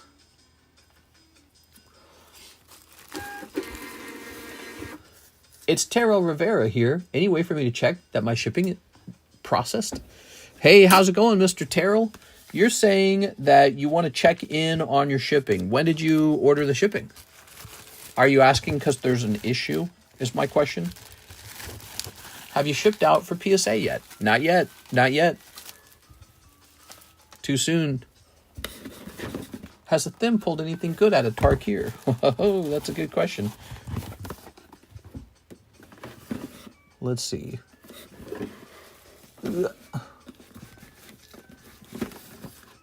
Terrell Rivera. Tavon. Terry Mills. Tavon. So there's no Terrell Rivera bag over here. I fish for jacks. Good fighting. I'm just asking because I fell asleep during the stream. Wanted to make sure everything went well. You should have an email, right? Do you know that? So when we ship your stuff, you get an email. That way, in the middle of the stream, I don't have to stop and check for each person that's ever been shipped. So you should have an email that went to your email address associated with your PayPal, or let's say you didn't use PayPal. Let's say you used CASHAPP. Well, that means you emailed me your address Well, I used that email to send the tracking number. Oh, really? Yes. Although I'm looking, I don't see a Terrell. Terrell. You said it's Terrell Rivera, right? Oh, I spelled it wrong. That's why. Hold on. Spell it with an A. Oh, there it is. All right. In transit. There you go. Everything's fine. Very nice. Okay. It's good to remind the audience of that. Mr. Thim, did he order another pack of this? He wasn't here to answer, so I don't know where he is. But let me try logging back in. The email will be from Stamps. That's right. It's not in your regular email sometimes. It gets shifted to your spam folder, which I don't know why that would be the case. Like, is Stamps really a spam email? I mean, they hand out tracking numbers constantly, I imagine. Hathim said yes. Ah, perfect. Thank you, Hathim. Okay. I'm going to close this. And we're going to go back over here. Haha. Thank you. Snipping that. Okay. Are you ready? So here's Spirit. Quarry Mountain Monastery. Oh, look at that. Mox Jasper. Terra Light Shatter. Aligned Heart. Timur Battlecrier. And Swamp. And Durgar Island Dragon. Karakai Garden. Rainvale. Iridescent Tiger. Veteran Ice Climber. Storm Shriek. Rebellious Strike. Abzan Devotee. Tranquil Cove. Very nice. Any Jumbo Breaks active? Jumbo Breaks. Oh, yeah, with the booster packs, huh? Oh, no, I haven't. I guess I haven't offered one of those in a while, have I? Yeah, it's been like a week, and we haven't made a new one. We ought to make a new one, huh? We are. Very nice. All right. How nice. Mr. Thim. What would I do for a fun weekend? Go to work. How about you guys? What's a fun weekend for you guys? If not fishing, what would you guys do? I could see myself swimming in the ocean. That sounds really nice right now, right? Swimming in the ocean. I haven't been to the ocean in a long time. Swimming in the ocean. Got your shipment finally. Nice. So now we have an order. Click. From nobody in PayPal. Here's James Beam. He says he'll take the Tyranitar. Where'd I put that Tyranitar? Did I just hide him? Where'd I put him? I know I put him up on the table. Did he already sell and I sent him to the side already? Oh, yeah, I did. Here it goes. James Beam. Thank you, James. Appreciate it, man. Too many giant squid here in the PNW. What? Nuh-uh. Good. Hang out with my dog at the beach in the park. Hang out with your dog. Yo, what up, dog? Like that? Oh, do you mean like bark, bark, bark, dog? He means bark, bark, bark, I bet. Playing on my PC at home. Now, that's something I can relate to. Ooh, here's a nice Droudon 9. From 2024, huh? Smoking weed? You're smoking too much pot. Mom! This room smells like pot, Mom! Yeah. I told you guys we were out at a lakeside restaurant today. It's called Captain Ron's. And it smelled of so much pot. It's really interesting. I guess in the past, you'd only ever smell alcohol and tobacco. Now you smell alcohol, tobacco, and pot all together. It's really, really changed, huh? Over the years. Okay, this card is up on the table at $19. Mr. I'm off till Tuesday, all vacation hours. Yeah, that's pretty much what's going on for Karis, too. She's officially off, guys, which means you might see a little less of me because she wants to probably have a little bit of fun. We are. All right. She probably wants to have some fun. So many people smoked pot in the past. Not out here, not in Missouri. Not when you get in trouble in Missouri, not where I lived. Maybe like California or something where people, or Colorado, I don't know. But not here. No way. It was like a mortal sin out here. 1, 2, 3, 4, 5, 6, 7, 8. No, I knew no one that did pot, and I'd never really smelled it before. Ready? Ooh, Miss Magus. Horsey. So maybe it might have depended on where you lived. But now that it's legal in Missouri, it's all over the place. And so now you get a new smell. Okay, we've got Karuta Horsey and Miss Magus. Cool.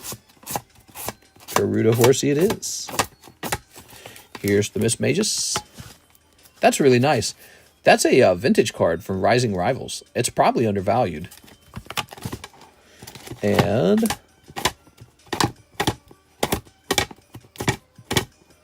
this one right here. Oh, nice. Okay, that's a 10 actually. Karuta Horsey, not bad. You got it for just 50. So 50 and 45. Wow, dude. What a return for you, Justin. Okay. Anyone know what's the deal with Twitch and that Hassan guy keeps popping up in my feed? That popped up in my feed, too. He had like a gun on screen. I don't even know who he is.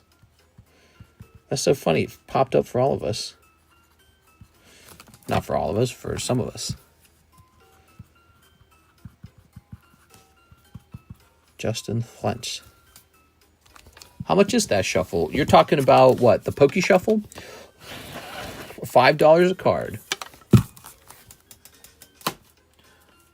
All right, cool. That's completed. Completed. And now we need a new card in that Pokey Shuffle, huh? Here's one. Oh, look at that. Nice Alakazam. He's a terrorist supporter. Wow, those are strong words. We are. All right. I think probably what you're saying is he supports whatever, like Hamas, and he probably supports Iran or something like that. Is that what you mean? You are? Or did he say something way more extreme? There we go. So that's not for sale, Casey. Gotta go right in here. Can you do 2 foundation, 1 Duskmorn break, please?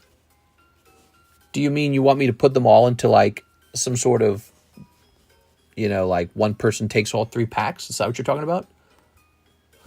1, 2, 3, 4, 5, 6, 7. We're gonna have a -5 on this Alakazam. Got to keep the -5 star card going. 059 Alakazam. -5, 10. Okay. That's an interesting thought. Yeah, that's an interesting thought. I mean, the fact that you want it tells me at least one guy would probably jump into it.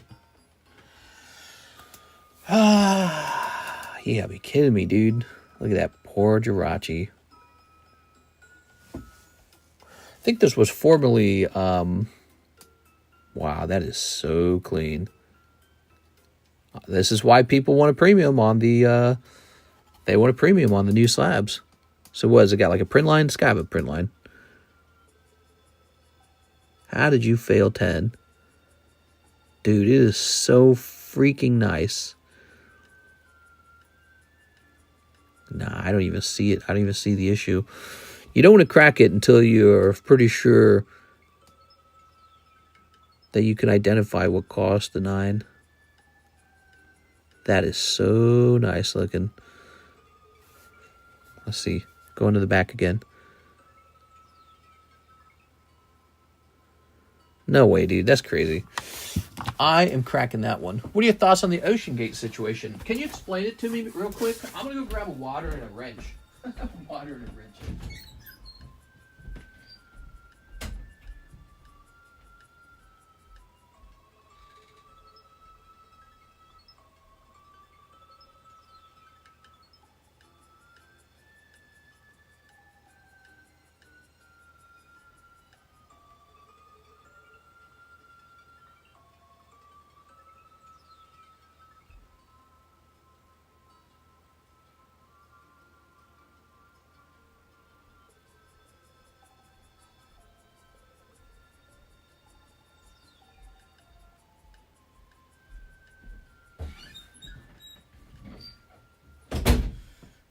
All right.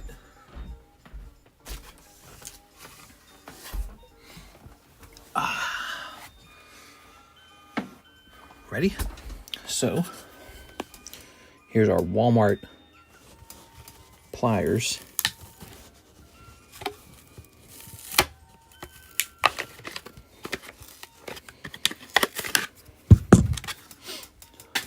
Okay, haven't done this in a little while. It's an adjustable plier, huh?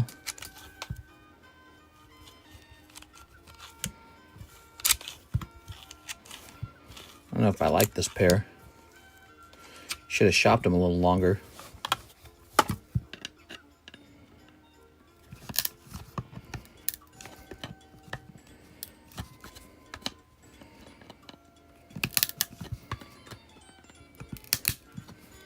I have the other pair still. They're not gone. Just trying out some new tools.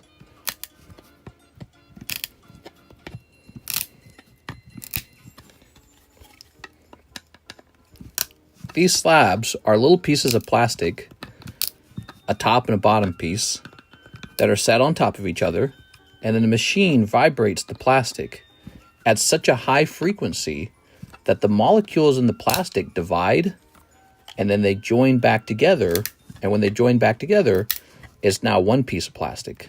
Isn't that fascinating? That's called sonic welding. So that's what PSA does.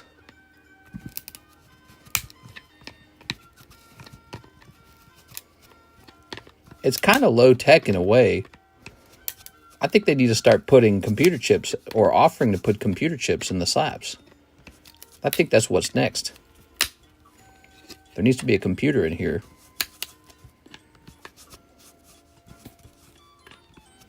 I think if I could redo this, I would get one with a wider grip. I'm talking about the wrench.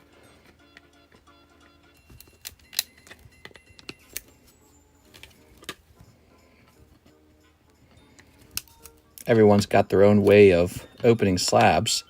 The difference is, I've opened a lot of slabs over a long time period, and as my job with the encapsulations, right?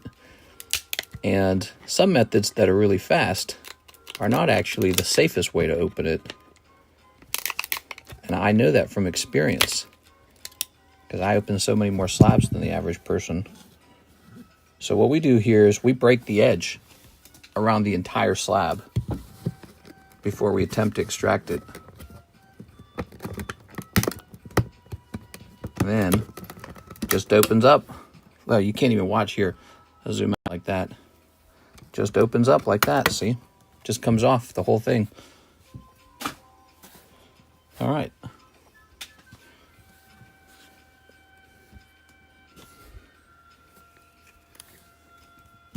This got a 9.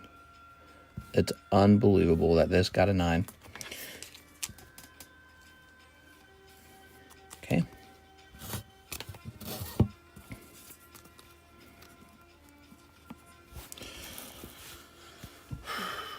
Let's see, we've got a channel for this in our Discord server.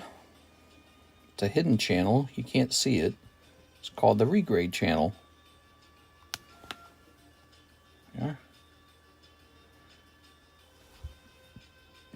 All right, and the regrade channel is really important because it allows me to track what actually upgraded when it got regraded. Okay. Where shall we send this? CGC or tag? I'm thinking tag. I like tag a lot. I'd love to see this in a tag slab.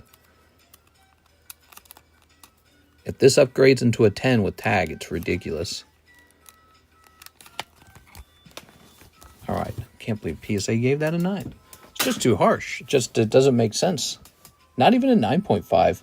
I think that's PSA's problem right now. Their new grading system is basically a pristine grade. However, the card sometimes deserves a little better than just a full 9, you know? Okay, this one's marked for tag. PCG. No, I don't think I'll be using PCG for now. Maybe we'll send them a little thing. I don't know. You know what Rudy should offer to do? He should reach out, or I'll reach out to him or something. He should offer to grade a couple of them for free, for fun. And then I'll do a review on it, and that's good business for him. It's really good business. All right. It's like a free ad. Grade, I don't know, 25 cards for me. I'll send in 25 cards. You can grade them up. Is Tag the best grading company? I don't know if best is the right word, but they got something special going for them. They got the clear slabs. They look very good. Minimalism, right? I like that a lot. But the other thing is they got this website where they tell you why it graded the way it graded. So every card gets a grading review or a grading report. And this is just way better than what BGS was doing with the subgrades. You know, because subgrades don't always tell you exactly what went wrong. But Tag does tell you exactly what went wrong. And so the website with the grade report is super good. You can get a grade report from PSA too, but you have to spend like $100 per card. Isn't that wild? So,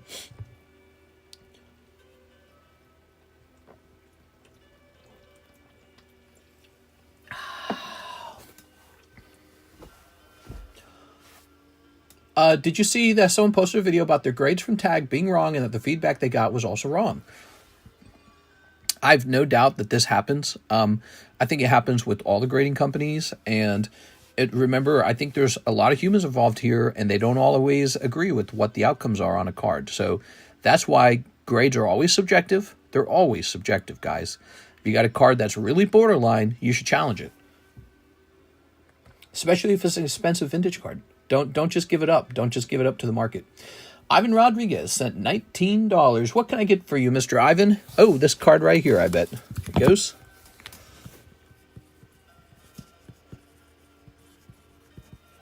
Okay, we've been selling slabs tonight. A lot of slabs hitting the Poke Shuffle tonight. Here's Bayleaf. Sonic, 1.5 thousand on the Sonic. How cool is that? Okay, here's Vibrava. Very nice. Clay Doll, very nice. From the Emerald Collection. And Glaceon, very nice. Very nice. 6 says Magic Break.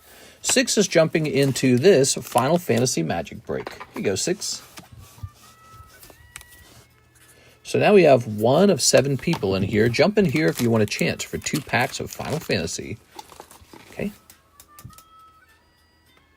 All right. I think we are all caught up in orders. It's only 3 a.m. in the morning.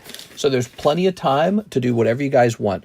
Let me show you guys a gym break that you might have not known even existed. This is a gym break. Okay, so this is for a whole booster box. It's a $45 spot, and then you go up against another guy, and one of you guys gets it. Okay. Let me show you another gym break. You didn't know this existed. Oh, and it didn't exist because I don't think I set it up, did I? Oh, there it is. Okay, there's one. Here it is. So here is another gym break. You didn't know this existed. Okay. Real cost per card. Equip. They went with premium plastic. It is.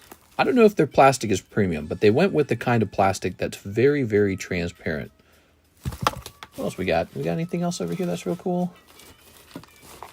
Oh, look at this bad boy. He was just sitting on top of the bags, huh? I'm so happy to have this back in my collection. I can't believe I ever sold it. I'm so stupid. Should have never sold that. What's cool? I don't know how he's making money.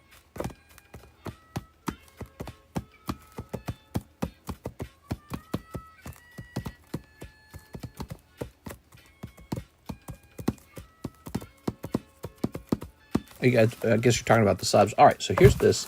I'm going to set these to the side while you think about those. And, yeah, we need to keep pricing up these slabs, I suppose. So here is a Hariyama. Spanglish. PSA 8. That is an 8. Does it have print lines in it then? There must be print lines in it, surely.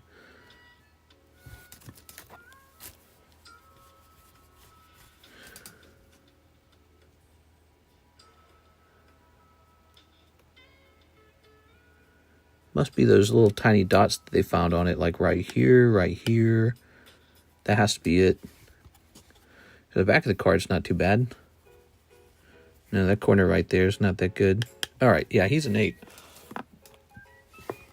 Okay.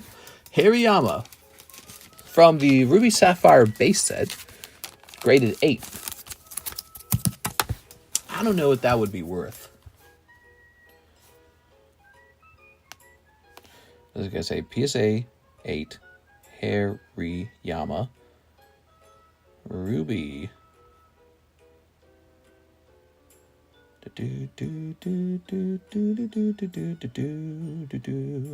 Looks like the cheapest reverse holo of any Hirayama PSA 8 is like $40.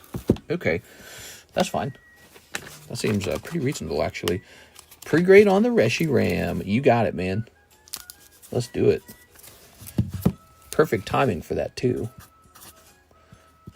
Because the queue is nice and empty. So it's nice to get instant feedback. Okay. The biggest issue with PCG, though, is the fact that they'll give you a 9.5 grade.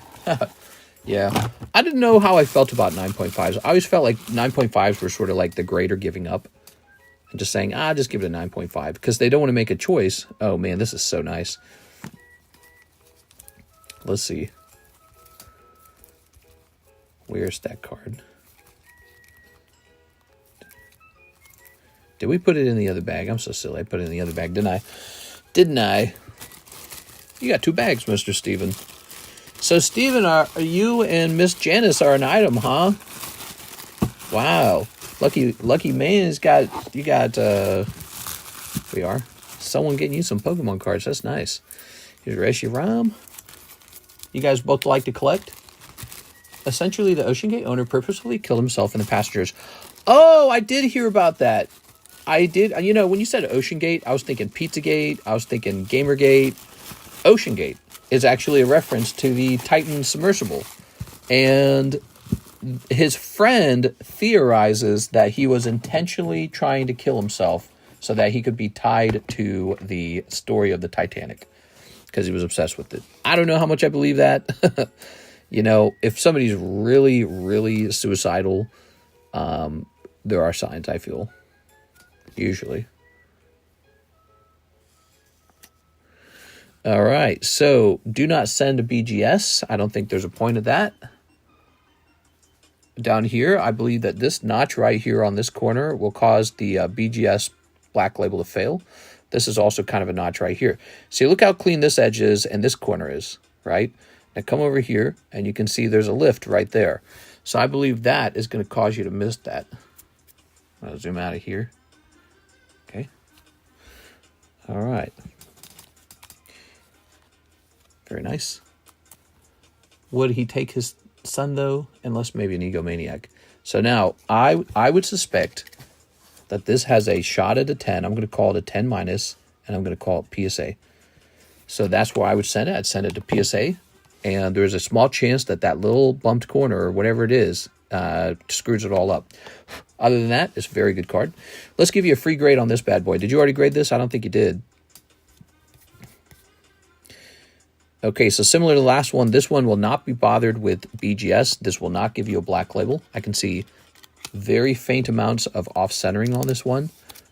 Now, that won't stop you from getting a gem in 10, but we don't want a 9.5 at BGS. We only want the black label.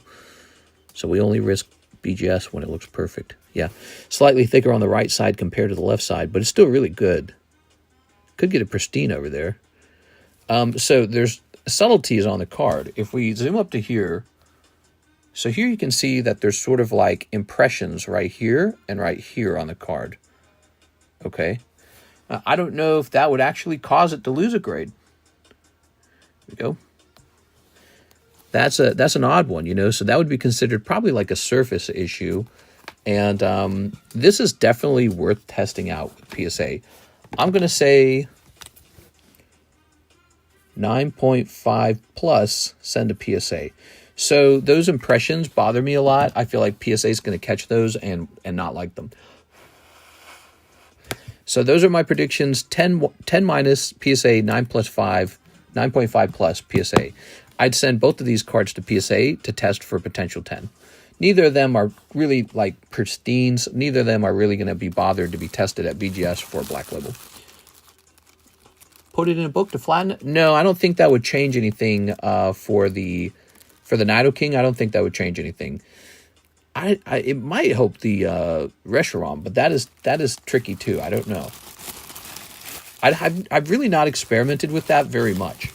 I've seen a guy do it though. He has a rig where he has a very flat plastic surface, and what he does is he raises the humidity of the room. So he raises the humidity of the card for a while. Then he has, like, I'm telling you, it's like a rig that flattens it perfectly with plastic. And so it acts like a press. And this will remove creases. And it's really impressive. I've seen the work on it done. It's really impressive. I wish I had a rig like that, because if figuring that kind of stuff out could be worth, I don't know, thousands of dollars in the long run if you use it a lot and it works. All right, here we are. That looks so nice. Set that to the side. There we go. Looking at that Nido King is like doing a line of Coke for me. So, Steven, you got the free pre-grade on the Nido King as well. I really like him. Here's Gabriel Treehuggin. He says $45 for the snow break. All right, we'll write you down. We got one person in here. We need another one. So, number 1, Gabriel $tree, because that's the Cash App, right? You should make that break of magic packs. I'll join. Maybe we will. Maybe we can get one of each of the magic packs and turn it into a big break. That'd be interesting, wouldn't it? All right. Thank you very much. Appreciate it. Him and Bedrill. I like that the Magic Company is an American card company, because right now America imports tons and tons and tons of cards from overseas. Japan prints its cards here in America, but you know, ultimately the biggest owners of the share of the company are in Japan. And I love Pokemon, I really do, but yeah, it's a Japanese company. So it's good to know that there's a American company working too, making sales over the rest of the world, maybe like Magic, you know. But let's see, what do we got? We've got Duskmorn, huh? Foundations, Innistrad, Doctor Who,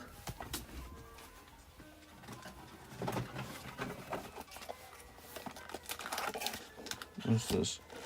Fallout, Magic, Lord of the Rings. Okay. Whoa, I'm almost out of the Lord of the Rings ones. Kind of problematic, isn't it? And then finally, we have Final Fantasy. Whoa. That's pretty expensive. You're looking at a lot of money. That's a lot of money. So let's get this real fast. This is 132.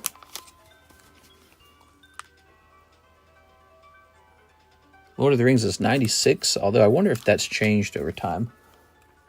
Fallout's 130. Holy, dude. Doctor Who's cheap, isn't it? 30. It even says sale on it. 30. Innistrad's 37. Foundations is 45. Duskmorn is 29. That was pretty cheap. So Duskmorn is one of the cheapest ones. It's actually cheaper than the Doctor Who.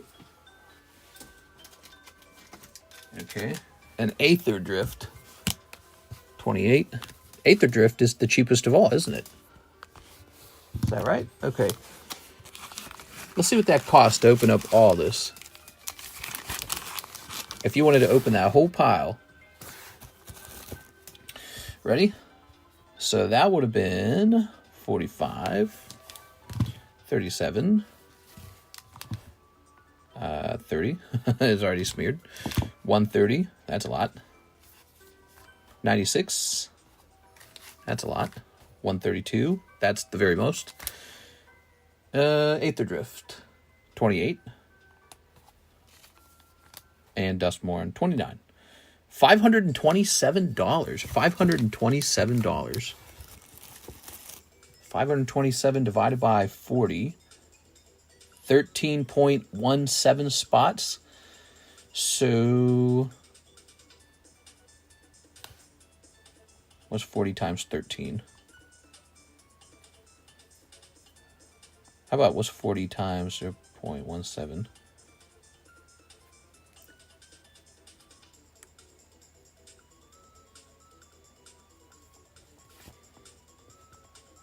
Oops.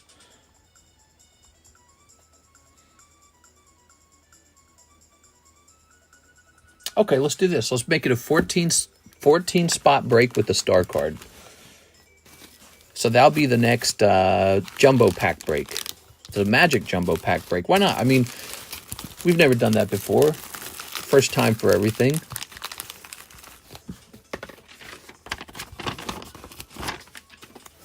Okay.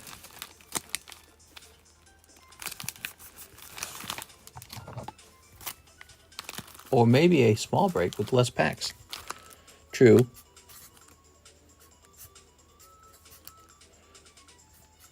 Yeah, maybe.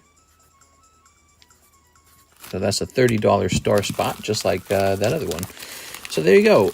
That is one of all of the Magic the Gathering packs. There it is. If you pull this, it's kind of like pulling about $525, basically. So you have a $40 1 in 14 odds, and it gives you about $525. Plus, an additional guy will pull a star spot, which is nice. Kind of like you only missed out on $10. You lost $10. For only $40? Yeah, it's $40 per spot. There's 14 spots, though. 14 spots. I'm risking it. Hi, how are you? I'm the kid that always be watching you while in class. You watch while you're in class? You're going to get in trouble, bro. Can't be doing that. Oh, man, what will your teachers think? What I mean is, yeah, screw school, man. School never even made me that smart. All right. Look at me. Now I'm a successful Pokemon card collector. Okay, Mr. Jonathan Bagunas is going in on the Snow Hazard break. Snow Hazard break is completed. It's Gabriel and Jonathan Bagunas. Good luck, you guys. Gabriel, Jonathan Bagunas. Okay, well, it's like a rematch.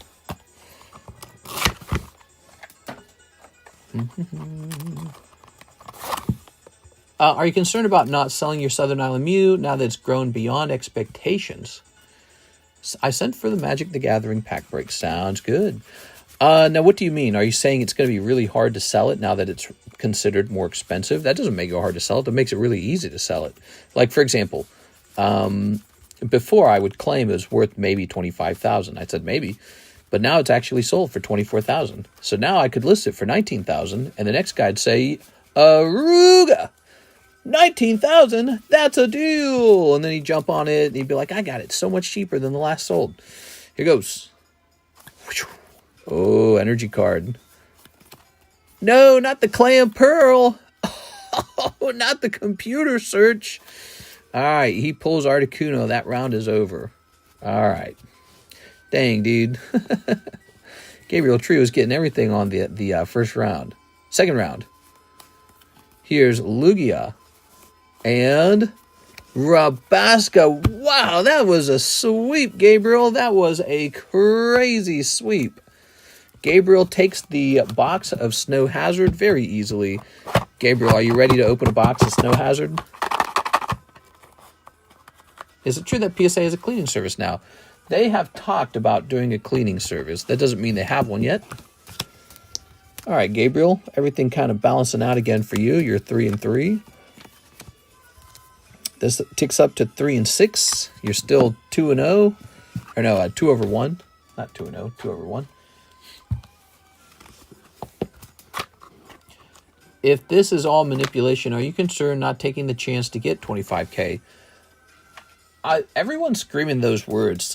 You hear the Pokemon card community says certain words over and over and over again. Scalper, scalper, scalper. Manipulation, manipulation, manipulation. You know, it's like people cannot believe that cards went up in price so much when we already witnessed this happen. This already happened. Once upon a time, you could buy Dark Charizard First Edition PSA 10 for just $800. He was $800. He was cheap. He just sat there for $800. And then he shot all the way up to $4,000, and no one could believe it. Oh my God, I can't believe it. I can't believe it. $4,000. It's got to be fake. It's all going to collapse in on itself. It never did. I think he came down to like 3.5 at one point, and now he's like at 7 or 8. So it never really crashed. It went to, yeah, it did one of these, right? That's how the whole stock market, that's how any market works. The Umbreon, how about the Umbreon VMAX from Evolving Skies? He went up, then he came back down to 900, then he went up, then he went way up. Is that market manipulation or is it real? So I don't want to dismiss the idea that maybe there is somebody who's sitting on a particular stockpile of very good cards. Like, let's say he's sitting on 100 Drowsies from base set Scarlet Violet. And so he bought 100 of the 10s, and now he's going to suddenly buy up the remaining ones on the market to get the price point super high. Then he's going to list all his for sale on eBay. But do they ever really do that? So do you ever actually witness that happening? You know, do you ever see some guy and he's just listing the same Drowsy over and over again because it turned out he had a stockpile of them and he himself drove the market up? You never see that. And so who's sitting on a stockpile of these Mew 10s? I'll tell you why the Mew went for $24,000. Because every time I've ever seen that Mew listed, he's at about $25,000. I've never seen him that cheap. I saw a guy on Instagram and he wanted to sell it for $5,000, and I took a risk on that. And it was obvious why he sold it so cheap, is because it had a deactivated code. That was why. It wasn't because it wasn't a valuable card. He deactivated, the code was deactivated, and he was trying to scam somebody by pushing the problem onto them. He's like, oh, this one's deactivated. And it turned out to be real, so I'm very lucky for that. Anyways, I'd never seen the Mew for cheap. And so now it's sold for the price that you always see it listed at, and there's like 25 of them in the world. So why would that really be a surprise? I mean, it's like a gold star card. There's just almost none of them. Is the Mew over here? Where's the Mew? There's just almost none of them. That's why he's so expensive. And the Southern Island card set was a really relevant set back in the day. It was there it is. Okay, here you go. Pop 20. Pop 20 on that guy. That's why. Yeah. He's a Mew with a rainbow and a Charizard in the background. Yeah, of course he's going to go for tons of money. What's not going for tons of money? That's my question. Show me where the cheap Pokemon cards are. They're nowhere. Is that a manipulation, or is it just that the prices have moved up? What's the part where it gets manipulated? Like, so if somebody really just paid $24,000 for it, where do they now benefit? And maybe there's shill bidding going on. Maybe that's the idea. Like, everyone's giving their buddy $24,000, saying, now go buy that Mew, and then give me back the money. I'll give you back the money, and you give me back the Mew. Wouldn't that be, I mean, man, if that's all that's going on all around the market, I feel like, wouldn't there be more cases where people figure that out? And they go, hey, this is the same guy selling the same card. All right, Gabriel. So Gabriel opens this. You ready? Here goes. How could the code be deactivated?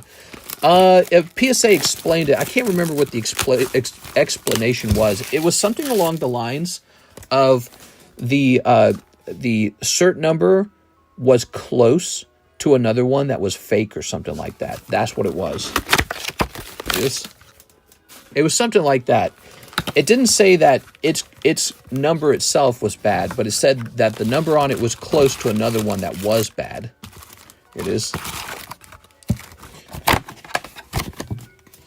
There we go. So maybe some counterfeiter was trying to sell a Mew a long time ago, and it had a similar looking certification number, and so maybe they deactivated a bunch of Mews.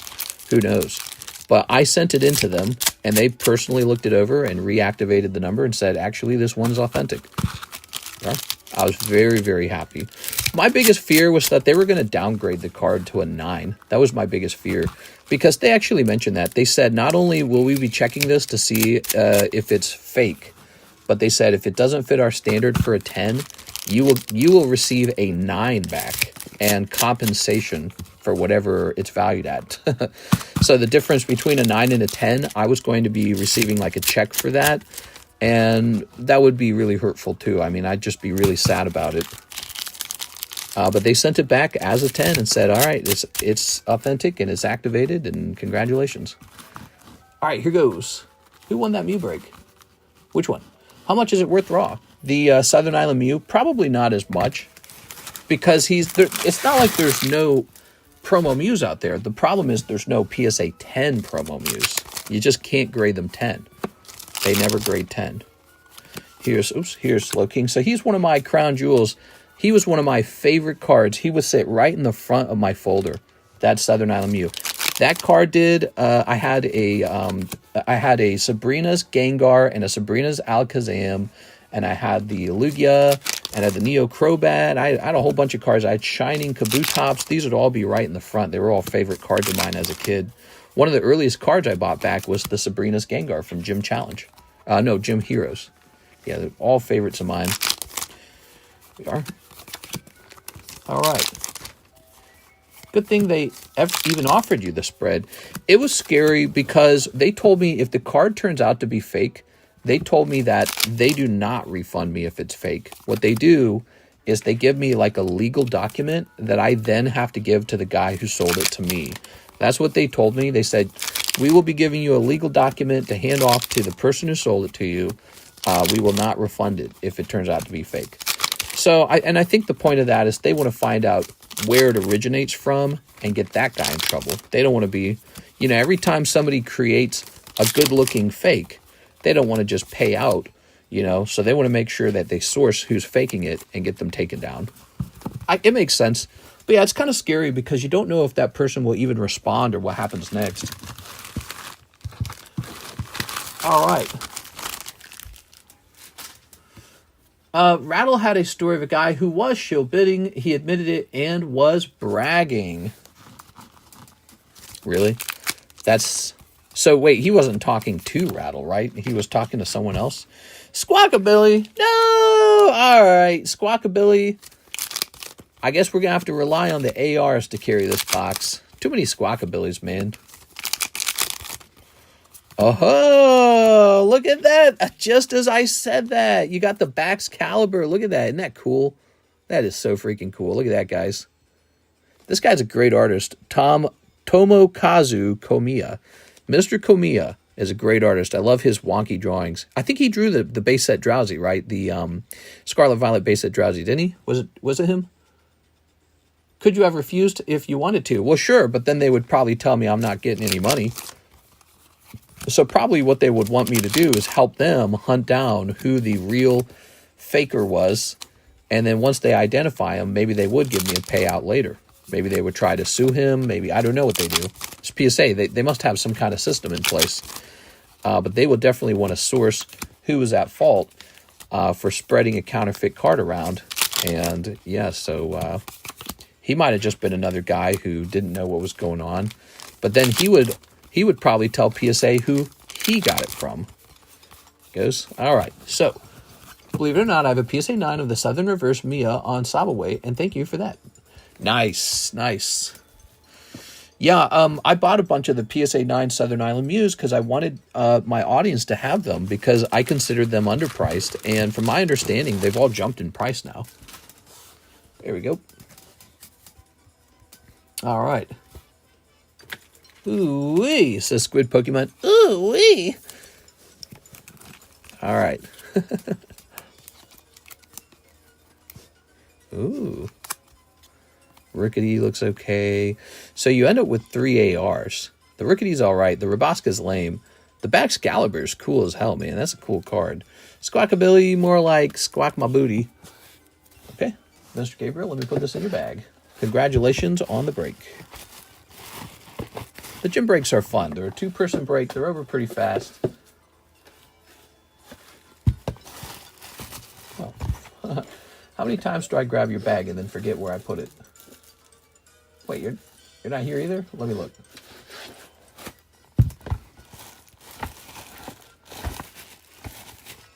Oh, really? All the way back here? Gabriel Tree. Do you have more than one bag? Is that what's going on? You got more than one bag, don't you? I feel like you got more than one. Let's try to combine them. Nielsen, Panetta, Garrett, Wixon.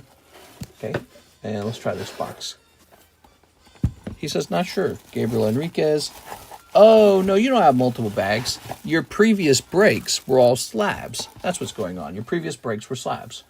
So my brain thinks that I should be running into your bag quickly, but your every time you're making a purchase, it was for a break. All right, so we got Tyler Franson. What's up, Franson?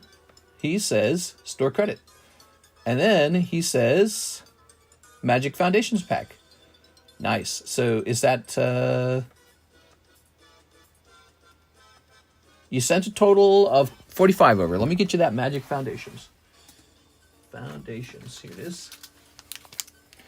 To be honest, I don't remember that full 411, but I think it was in the chat with like 500 peeps saying he could buy accounts from China for a few hundreds to shill from his name, J. Houston Pizza.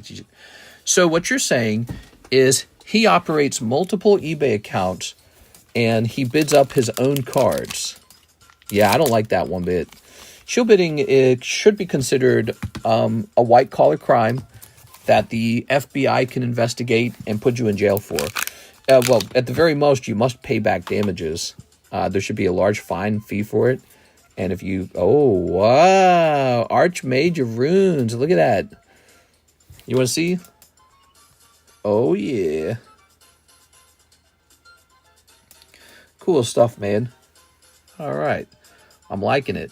Archmage of Runes. Okay.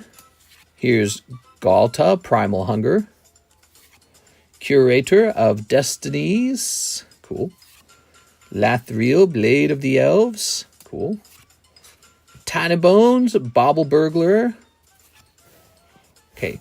And now we got all the remaining cards. We've Ajani's Pride Mate. What?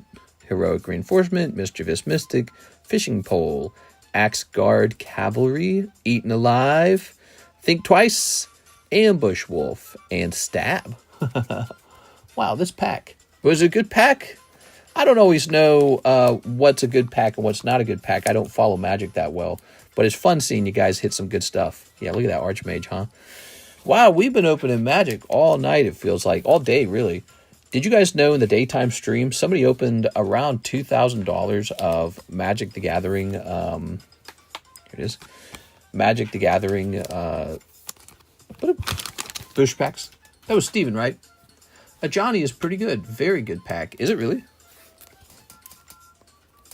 The Johnny Pride Mate? Cool. Okay. So that's for our friend, Mr. Tyler. Thank you, Tyler.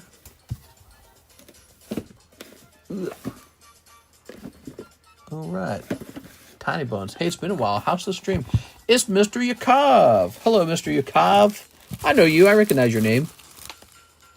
So your shipment did not get stolen. That's good. What are you talking about? Mine? The Final Fantasy one? I think it was stolen. Because when I look at the update on it, it says that there's a claim being filed. Hold on, let me go. Where is it? All right, here it is. Here's the tracking. A claim has been issued by the sender of the package. Crazy. That's so sad. He likely sent me like a box of the a whole box of the Final Fantasy. What I'm trying to say is he didn't remove them from the original packaging, which I think is a huge mistake. That or somebody on the truck at UPS either recognized my address or his address. I don't know, but they recognized it and they likely knew, okay, this is cards. So it's really sad. I don't know. I'm out. I'm probably going to be out a lot of price appreciation. I told you guys it would probably be like a 4,000. Was it 4,000? I can't remember. A $3,000 loss or something like that. I can't remember. I did the math one time. But that was my biggest order of the Final Fantasies. And it was at $700 a box. My biggest order, $700 a box, and gets stolen. And it's not truly my loss. It might end up being the guy who shipped it. It might be his biggest loss as well. I don't know how the claim works. Like, will he get the full value? Did he insure it? I don't know. Like this. So this is our Magic the Gathering Jumbo Pack Break. It's a big one. 1 in 14 odds. You get all these booster packs. Let me show them off to you because they're really nice. So we got Eighth Adrift, Magic, Final Fantasy, Lord of the Rings, Fallout, Doctor Who, Innistrad, Foundations, and Dustborn. A Magic the Gathering collector's dream. It's a really big, big, big break. Oh, yeah, he stole it from himself. I think he saw the price go up and then he got it back somehow.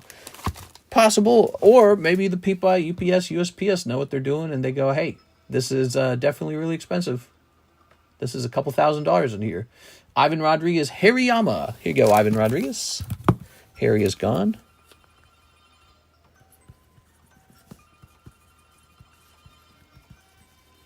Okay. We have an order now from Jeffrey Trevino, Duskmorn. Also, can you do a Duskmorn and 2 foundation break? 4 people are interested. We ended up doing a full Magic the Gathering jumbo break. And you want a Duskmorn, which is this pack, I believe.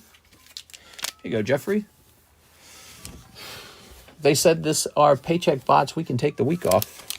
I don't know. It's pretty conspicuous. Pretty suspicious, I mean. Pretty suspicious. Super valuable box goes missing. Friendly Teddy. Grab the prize. That's so creepy. Slavering branch snapper. Slavering. Shepherding spirits. Stocked researcher. I like the packs this way with the hit in the back. Attack in the box. This card. Overgrown zealot. Drag to the roots. Swamp. Fear of missing out. What? Zimone. Mystery Unraveler. Mythic Rare. Reluctant Role Model. Leyline of Hope. And the Jolly Balloon Man. The Jolly Balloon Man. All right. Very nice. Boy, I remember when this set came out. We were selling so much of this. All right. That's for you, Mr. Jeffrey. Thank you so much, Mr. Jeff. We having a good night, guys? So far, I think the stream has been pretty fun. Did you need a new bag? I don't have a bag. All right, perfect. Let's see. We are going to go ahead and create a new bag for you. Grabbing this. Jolly Balloon is pretty good. Decent pack. They said this are... Oh, I already read that. Yeah, I'm really impressed with the number of Magic Pack openings today. All right. Mr. Jeff.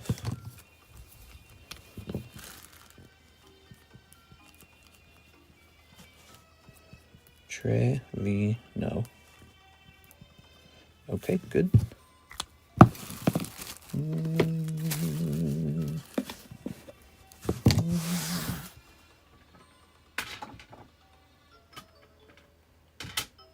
Ooh. PSA 10 Iona. Look at that. So that is the 10 of this card. How cheap is this? I actually just bought $500 worth of more of these because one of my guys who helps me with my supply reached out and says, hey, I just got a bunch of these. Can you buy some? And I was like, all right. I wasn't planning on it. I didn't think they were even that good. Like, they're kind of cheap. But I was like, maybe like 5 years from now, I've still got them. And now they've like doubled in price or they've quadrupled in price. Okay. So this shall be going up into that Poke Shuffle, I believe.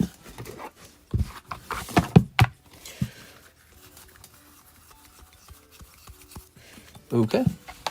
I missed a stream again? You're missing the stream again! No!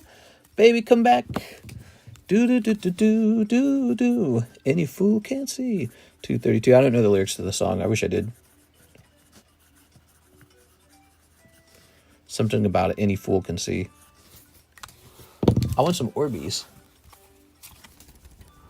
Oops. Do.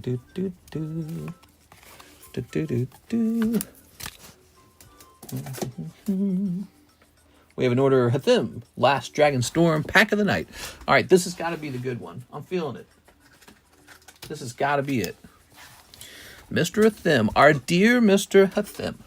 Dear Mr. Hathim. We are.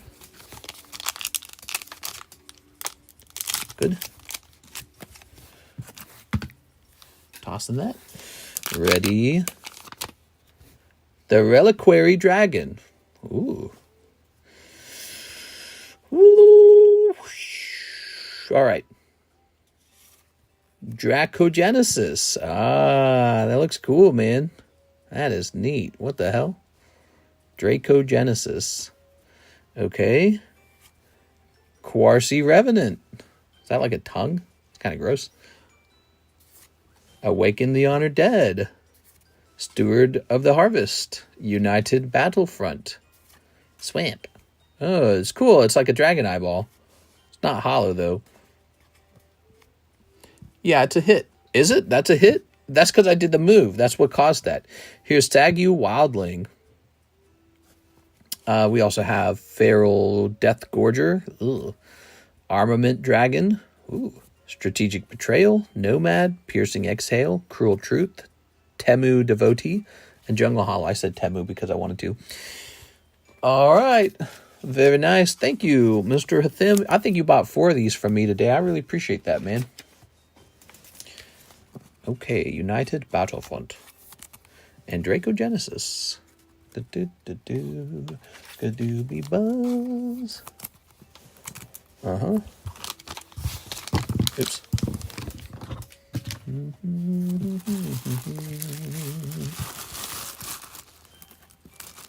Whoa.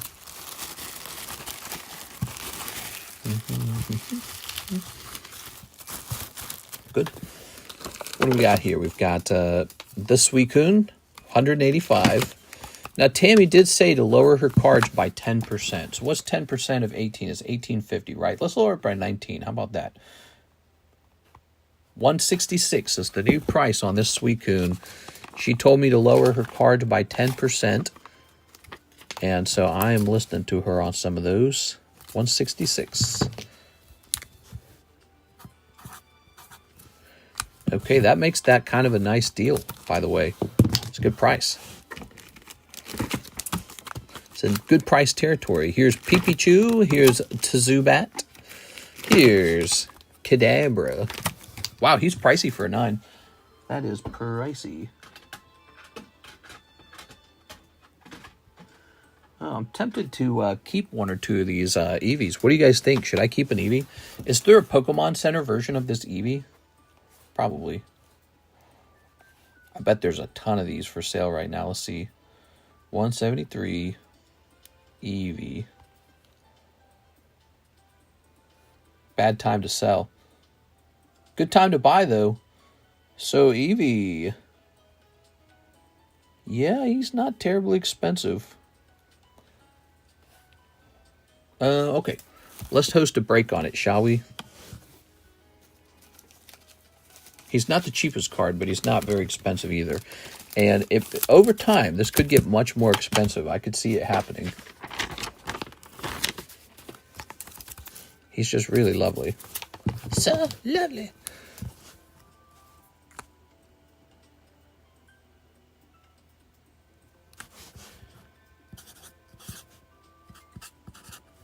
Okay.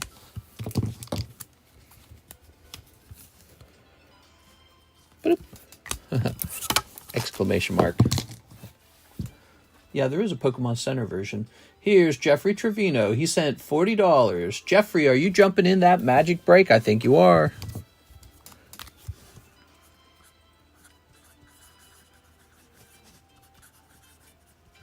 He's the first one in. Here you go, Jeffrey. Guess I'll put you in the front. Like this. Make it simple. So we are up to 1 out of 14 on that. Crazy, huh? That's a crazy one. It's a really big one. So, what else is there to do? What are these? Oh, yeah, these are all expensive ones. Oh, I know what I was doing.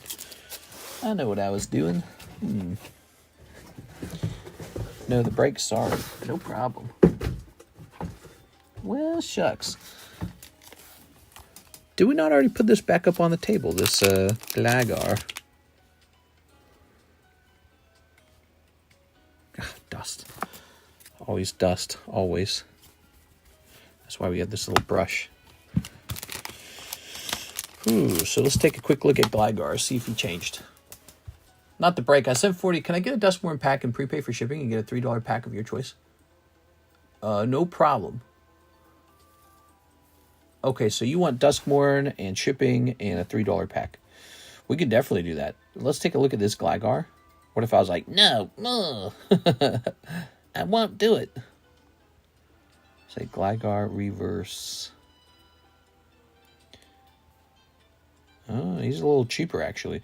We're going to stick to the 240.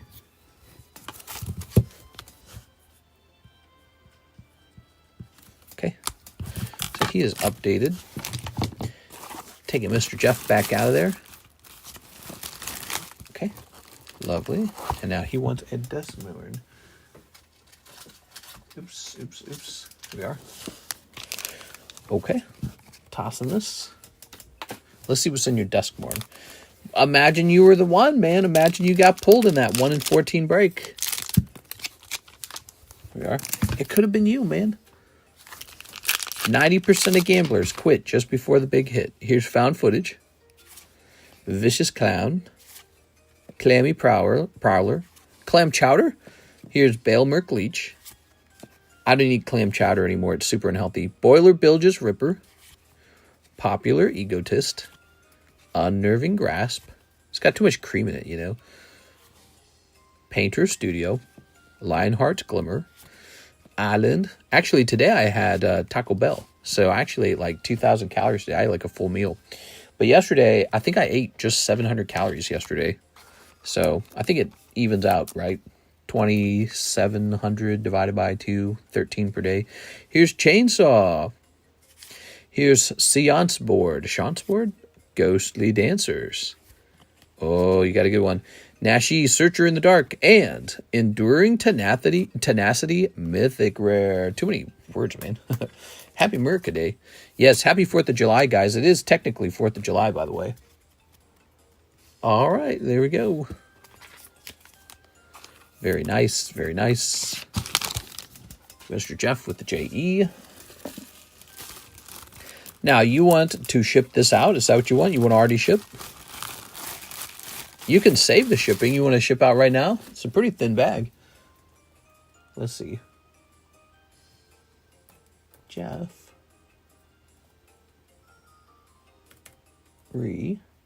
Trevino. There it is. He says no shipping. Ah, so then you should have $13 left. Here it is.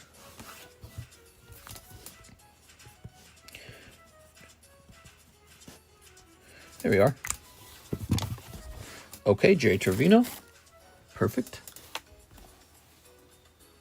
Oops.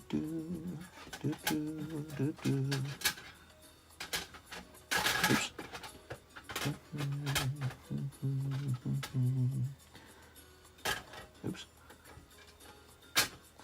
Oops. How many times am I going to say oops? Oops. What else we got?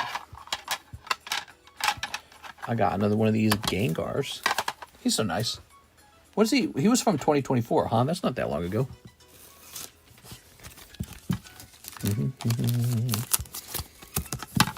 He's like $30 or something, isn't he? This Gengar is. That's because he's not a super rare card. Oh, 47. Oh, I take it back. He's like a $43 card. Yowza. Surprisingly pricey.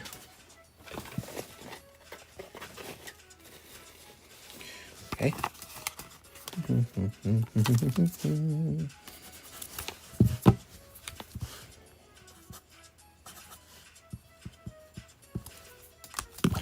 Okay. Nice. I just imagine turning on the stream to TCC lighting a black cat at the table. Lighting a black cat? What do you mean, like lighting it? Oh, a firework. Oh, I thought you meant a cat that is black. I was like, what am I doing to a black cat? Here it is. Let's see. Mr. Stevens coming in for some of those Manga DBZs. You got it, man. He wants 10 of them. You got it. 1, 2, 3, 4, 5, 6, 7, 8, 9, 10. Ooh.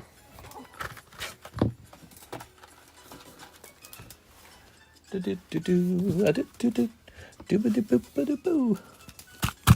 heard this song so many times, it's memorized. I know all the notes. I could sing along to it like a kid's show.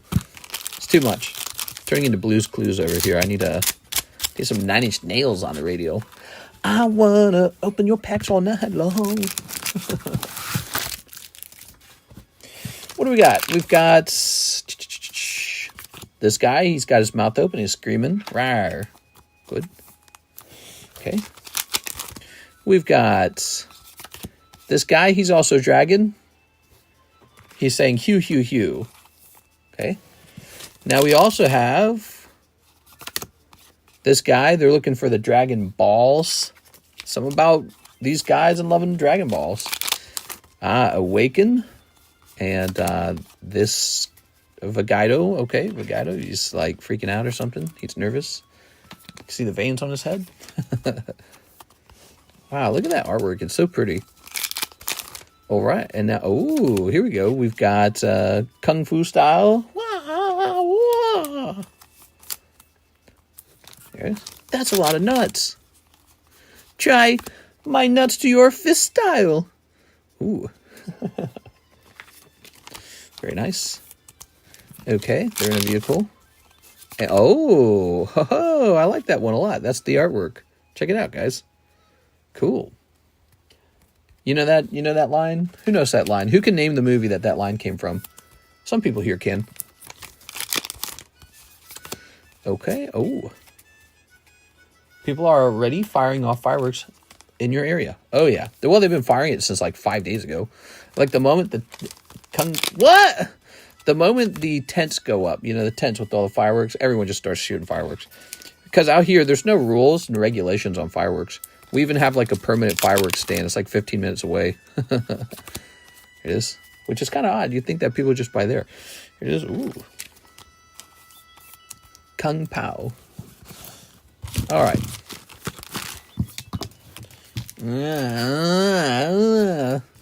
Your clothes are red. I am a great magician. Your clothes are black. So that was for our friend Steven Gonzalez. Thank you, Steven. You really keep the streams rolling, man. We're going to start calling you Steven the Big Dog. 5 days ago? Yeah. Yeah, it's pretty relentless. Again, people can just do what they want with fireworks out here. There's not a lot of restrictions. There's no like noise complaints you can file or anything like that. But we don't mind it. We don't have dogs or anything like that, and yeah, it's not a big deal. Crouching tiger, packing dragon. You go that way. I'll go home. I see the way you look at him. I'm a man too, you know. I go pee-pee standing up. These are all really cringy lines from an old comedy, by the way, if you didn't know that. Old comedy is called Kung Fu. No, it's called Kung Pao. He got it right. Kung Pao, Enter the Fist, or something like that. I don't remember. It's a really clever idea. They took an old martial arts Asian movie, and then they kind of copy and pasted a guy into the movie, and then voiced over the lines for all the characters, and somehow he was in the movie. Like they just made it work really well. I don't know. Very clever idea. I've never seen it done again. No one's done it again. Let's see. Feng Shui. Let's grab this. I thought there was going to be a sequel. Didn't they talk about making a sequel to that? They really ought to have, because it was a masterpiece, man. It was terrible, terrible, terrible comedy, and yet it was so good. I'd watch another one in a heartbeat, but the actor in that show is probably too old now. So here's Magnemite, and he was for sale. Let's see what he costs now. I think he changed. Well, we only priced him a month ago, so he will not have changed. Returns Magnemite. Pop 25. There's one for sale for $325. All right, cool, man. So we'll just stick to that price. I think that's a very fair price. He's back up on the table. What else we got? Here's the vending series, Mr. Mime. Now, I believe that one actually went up in price over time, didn't he? Because I had more than one of those. The vending series shot up in price. Vending Mime. Yeah, you guys definitely should have bought this. Look, the cheapest one is $1,000 now. Is that right? Dude, that's nuts. That's a lot of nuts. There's one on the market, and it's $1,000. I don't know. I don't think I'm going to put mine for $1,000, but we are going to put ours for $700. Nah, we're going to make ours $600. I don't know about that $1,000 one selling. It might not sell. Wow, my marker's not very sharp. Ooh, there's a desirable card. Poker Ace of Hearts. Red Deck Squirtle. Ooh, what do you think that's going for? You think that's gotten cheaper? Could have gotten cheaper. I mean, 300's already pushing it. It's a lot of money. Poker Squirtle. So we're looking for an equivalent Poker Red. Ready? Let's see what we got. Oh, good. The app is broken. Why does that happen so often? Okay, let's get back in here. Yes. God, I hate apps that don't do everything perfectly. So here we go. Okay, so we got green, Poker Red, $300. So there you go. The price remains the same. Okay. 7.25. One of them went up. Mr. Mime went up. Meaning if you wanted him, you should have bought him right away. A couple have remained the same. Do you guys see what's going on? The big pricey slabs are coming out. Rocket Return Sneasel for $17.50, $6.25, huh? Let's see what's going on over there. Sneasel. There is one for $17.50. And by the way, on March 4th, he sold for $1,500. That is the correct price. That is the correct price. You're looking at the price of the thing that is correct. So we're going to let him run. I really like the Rocket Returns collection, and I think Rocket Sneasel looks great. Maybe I should keep it. No, because I don't have the Hitmon. I don't have the Hitmonchan either. No, I'm going to sell him. I'm going to sell him. All right, here we are. It's sort of like a thing where it's like, well, maybe I'll show off all the EXs in a video or something. And it's like, that's not my way of doing things. I used to think that way. I don't do things that way anymore. Jigglypuff, $480, pop 48. Let's take a quick look at that. So that is a Crystal Guardians card. And I love the Crystal Guardians set. Big fan. Very cool set, by the way. Jigglypoof. Oh, I typed in Jugglypuff. Jigglypuff. No, I typed it in twice. Oh my god, I can't stand it. I typoed it a third time. It cannot be my fingers. It's got to be the screen. There you go. All right, there it is. $480. Jesus, bro. Notably, the prices have not fallen within a month. So that's an important note too. Like if the prices haven't fallen, that means that the sellers are not interested in lowering their prices at all. You're looking at some of the most expensive cards we have for sale. Here's a nice Dusclops. He's $450. Okay. Save for $420. That is going to be an oddish sold April 2026. April 2026. $420. So here is the Dusclops. Also a Crystal Guardians card.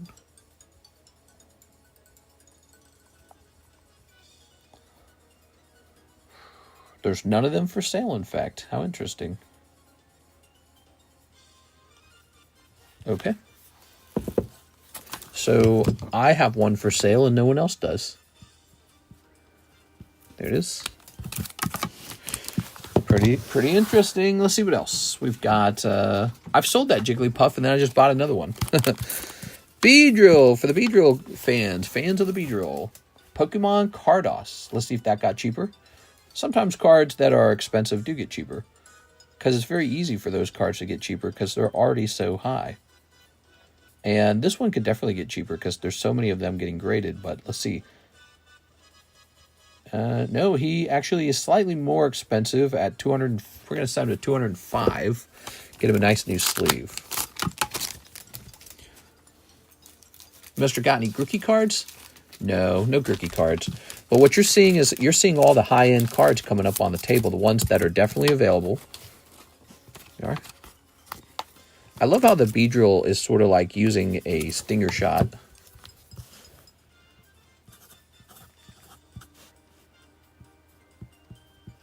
Cool. So we just pumped a whole bunch of slabs onto the table that you might not have known were for sale. Now you know. Let's take a round off the table. The Manectric needs to stay up. He's another big one. That's nice. I like this Golem. Oh, nice. Gengar. He's one of the most expensive cards. Sandshrew's nice. Gengar's nice. What are all these slabs? Nice. Nice. Ooh, did you guys see this? That's a gym break. That one hasn't garnered too much attention. We must be fresh out of here we are. We must be fresh out of Hello Kitty buyers. Here's a Lapras. Here is an Umbreon. And here is a One Heart Elsa and Anna. Ready for these to come down? We have an empty queue if you guys are looking to add something and have some cards opened. Let's see. This will say all slabs July. Good. All right. Okay. Those were commission slabs. Aren't those nice? Let's take a quick look over here. Nothing. Let's take a quick look over here. The queue is clear. How about that quick giveaway card? Where did that go? Here it is. So we're giving away Quip's Charizard. Isn't that nice? Let's get some names up here. 1, 2, 3. Okay. So we got Hamum. And we've got, who else? Dustin Jones. And we got Kevin Vu. I'm going to put Tammy up there. All right, Tammy's got spot number 4. Tammy gets onto these breaks easy because she does a real job of updating those timestamps, which is a very tedious job. It actually takes a lot of effort. So we appreciate that, and she gets onto these breaks for free sometimes. Not these breaks, but these giveaways. Here we are, Omastar. All right, so Omastar. Oh, he's a nice card. All right. He's a reverse hollow Sky Ridge card. It's a true vintage card. He would have already sold if he was Charizard, but he's Omastar. So no, everyone's like, I don't know, dude. Omastar. Sky Rigged. Okay. There are none of these for sale. None at all. All right, so if that's the case, we'll just stick with the current price. Pop 20, by the way, super duper duper rare. I would say my inventory of super rare cards is kind of low. Kind of not super high at all. Something to work on, maybe. What do we got now? We've got the Egg. Mewtwo. Ooh. That's Lunala. That's Bulbasaur. Caleb's Charmeleon. Char. And, the star card. Very nice. It's up to 50. Very cheap. Ah, look at that. Lightning. Opus 1 Lightning. PSA TCCG 10. There it is. Nice. Every now and then, people tell me they cracked a TCC slab and it regraded into a PSA 10. And it makes me happy that that happened, that they got a PSA 10. But then I get sad, too. I go, you mean there's fewer of our cards out there? You know, it is. All right. Very good. Oh, well. You got to expect that to happen. It's pretty normal. All right. What do you got here? Gligar again, huh? There were 2 Gligars. I didn't know I had 2 of them.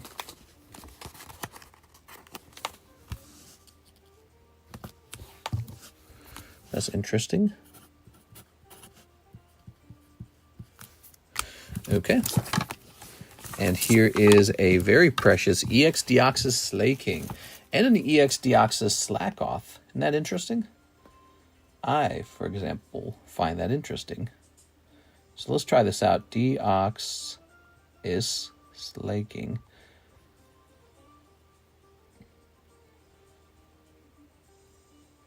Not even one reverse holo for sale. In fact, there's a regular holo for $1,200. How crazy is that? So wait, so if I go over here to sold, does that give me any clues? That was priced on $525.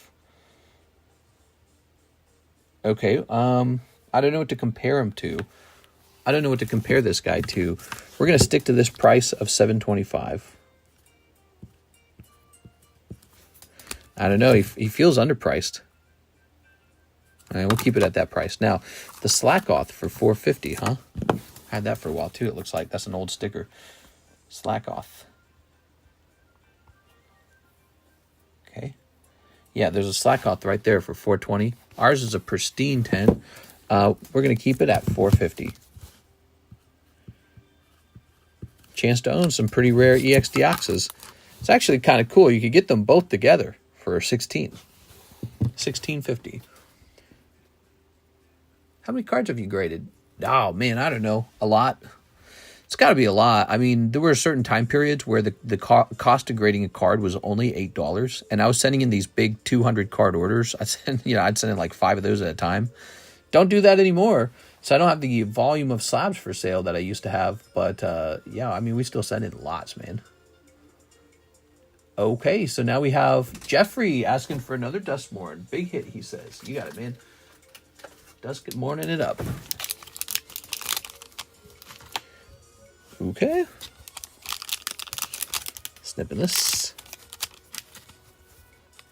I remember I had Slacking on my team in Ruby Sapphire, and he was super annoying because you would try to attack with him, and then it's like every other turn he would just be slacking off or something, right?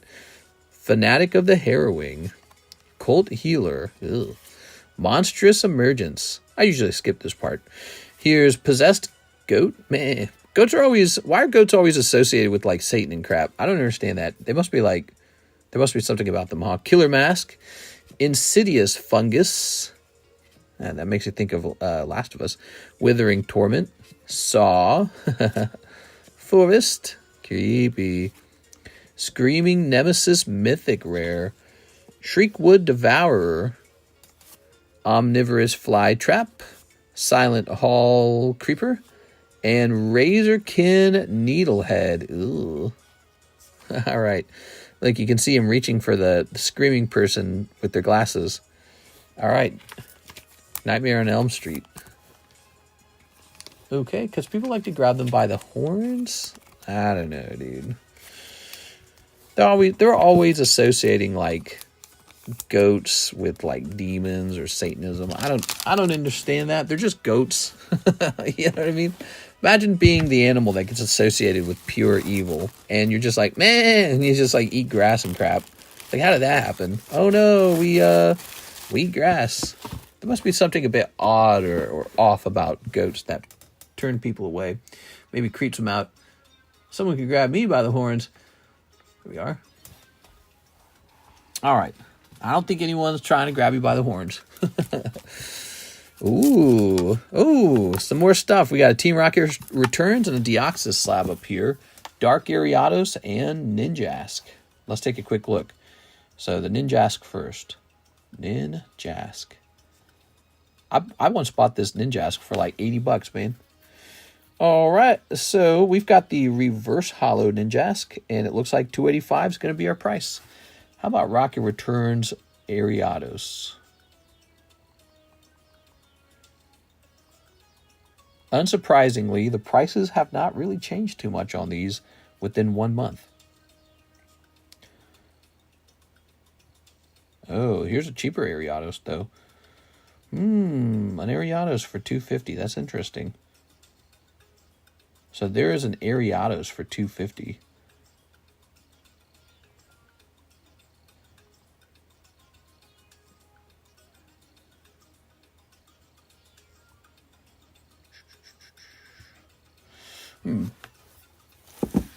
$200 for Dark Ariados.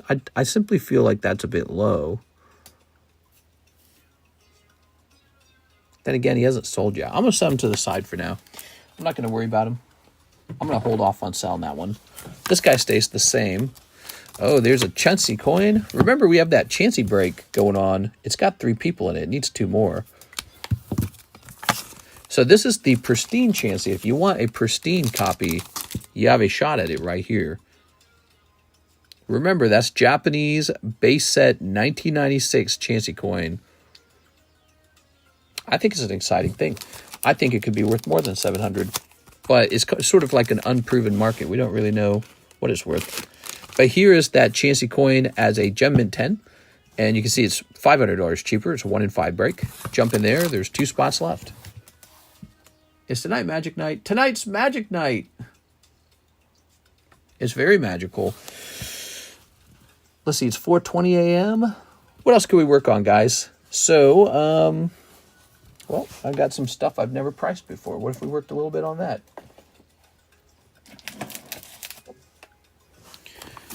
Let's see. Oh, that's nice.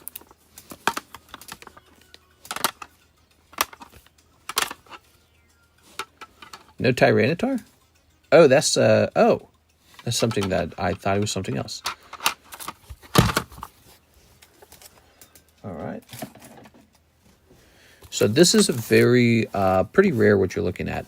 Population 2, Population 2, Population 4. I sell a lot of poker cards, so I know the ins and outs of the poker card collecting hobby.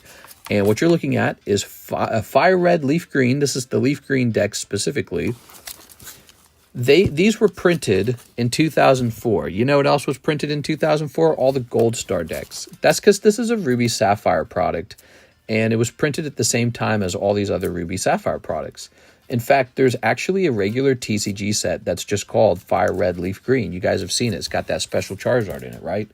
So these were printed at that time period too. And what was notable about that time period was how rare everything became because they didn't print much of it. They just didn't print much. They must have thought demand was down, so they only printed enough that they thought they needed to make sales. So when I go hunting for poker decks, this is the poker deck I can never find. It's just not available. It's just never for sale. You cannot find it. It's like a set where you're going to own it and someone else is just not going to own it. That's all it comes down to. So it's a very unique card set. And this is a pair. This is a group. They're sequential. I bet that's pretty rare. They're sequential and they've only been graded a few times. So for this group, I am thinking like, I know this sounds kind of high, but I'm thinking $1,000. That's about $330 per slab. But really, I'm thinking of these two as a little cheaper, maybe like $200 each. And this is the one everyone wants. So he's going to be like a $600 card. And that's Beedrill, you know, it's a nice Beedrill. If you are a Beedrill collector, there's a Beedrill I would bet a lot of money that you do not have. And very few people will ever have it. All right. So that'll be priced at $300. Now, if we absolutely cannot sell this, we might sell off the Weedle and the Kakuna at some point by themselves, but I just feel like that's a poor thing, don't you think? Like, why would we want to ever do that? It's not right. Shouldn't be done. So we're going to set this at $999.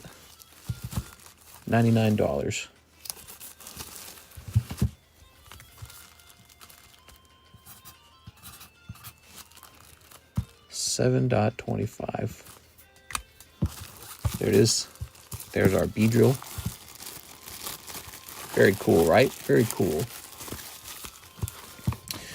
Okay. Table is really getting full of slabs. We need to start taking some slabs down. So this Snorlax needs to go. Chansey is a big card. She stays. Pikachu needs to go. It's a nice Pikachu. Ah, the Jungle Break. Mutt, Grimer, Victini. Ah, this guy again. There's Numel. Here's Nidorino. And here is Lycia. Okay. July repos. Oh, I didn't think about that. We could work on repos for July. You are correct about that. All right.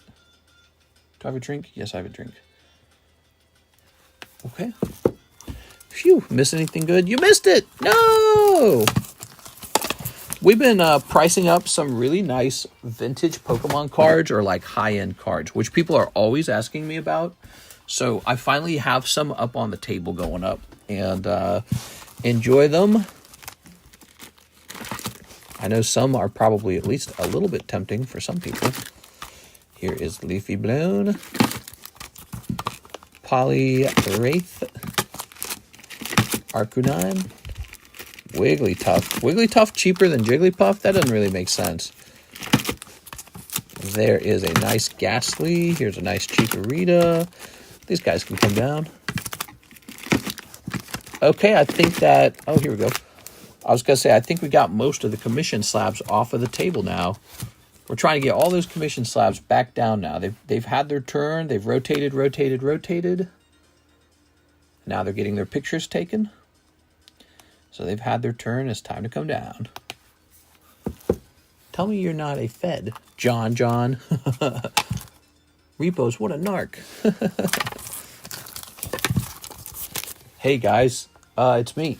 I'm just wondering, do you sell any of the, special stuff in the back? I'm not a cop. We are.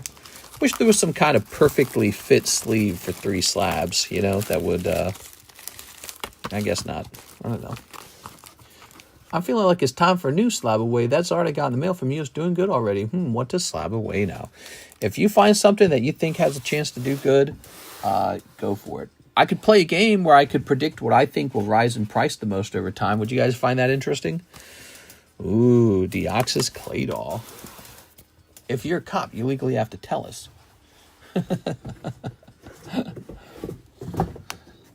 What skit is that from? I recognize that.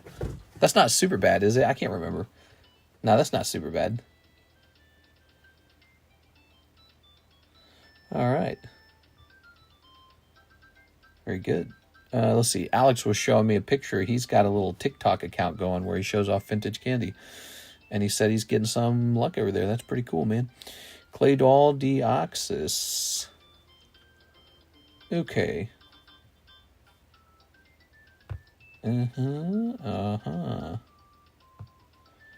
Okay.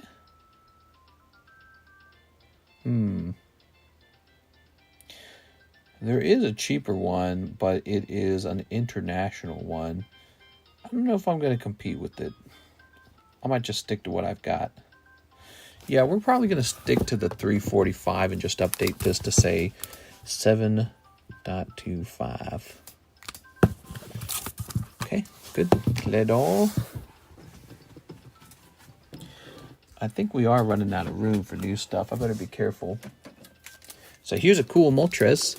He got a 10. I don't think the Articuno and I don't think the Zapdos got a 10, sadly. So, but this guy sure did. PSA 10, Poker Moltres.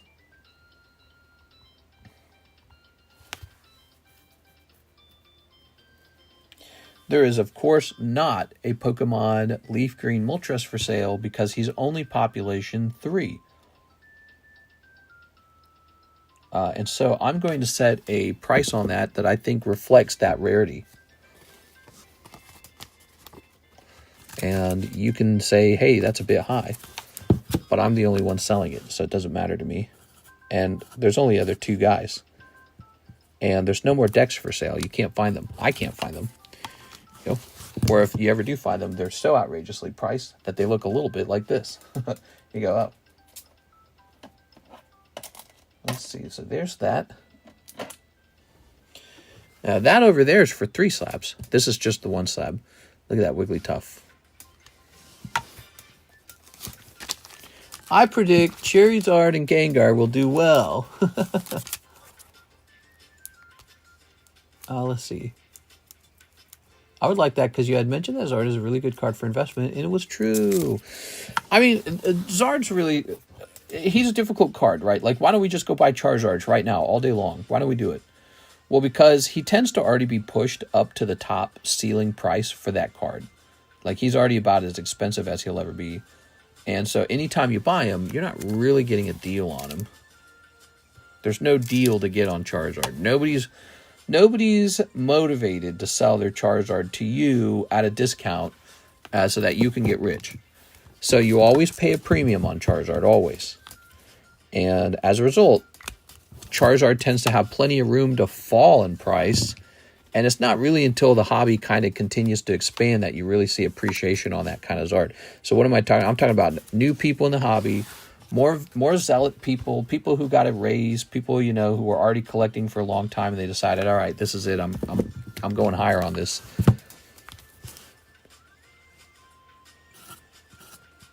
All right, Wigglytuff 600.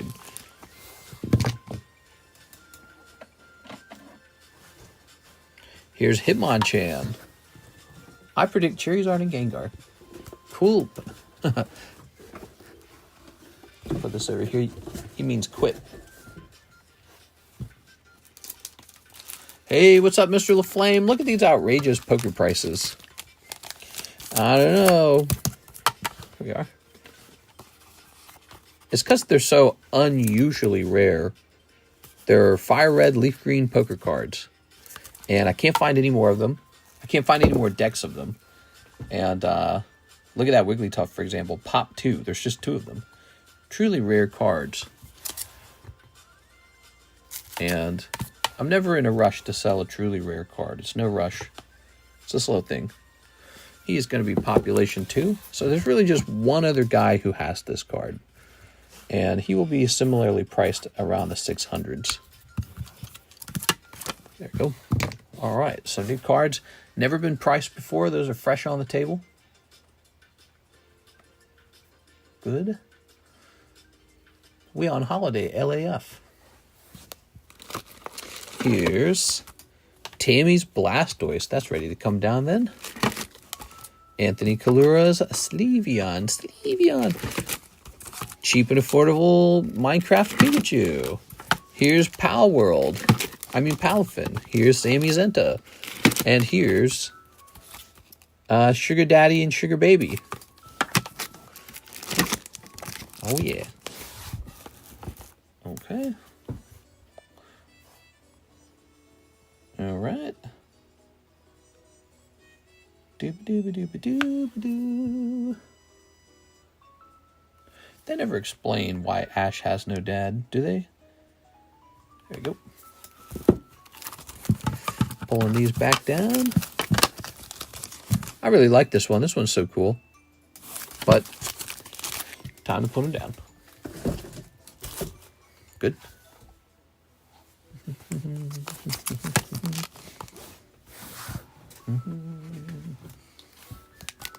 Holland's Electrode. 280. See if it's still the same. So that was priced on $625. Let's see if it's changed in a month. So this will say PSA 10 Delta Electrode. There it is. 280. He's the exact same price. No, it's not really a surprise, is it? It's only been a month. So we can say this is updated. Ash's dad passed away in a house fire started by Charizard. Huh, maybe. Let's see. Whoa, I didn't know I had this. This is called Weiss Schwartz Signature Cruiser Rune. Let's see if we can find this. Where the hell was this hiding? Heavy Cruiser Rune. Heavy Cruiser. There it is. There it is. So, let's see. We want the cheapest one because I don't want it overpriced.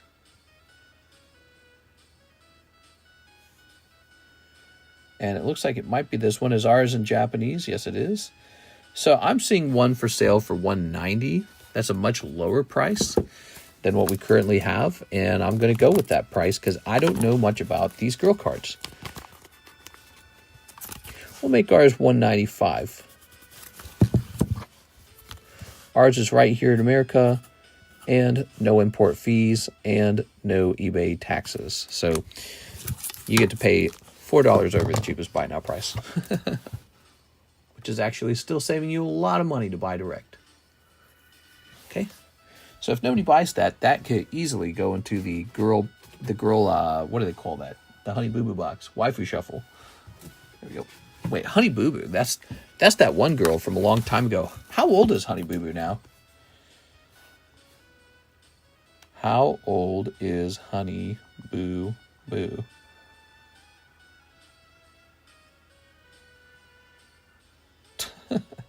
Searching the web.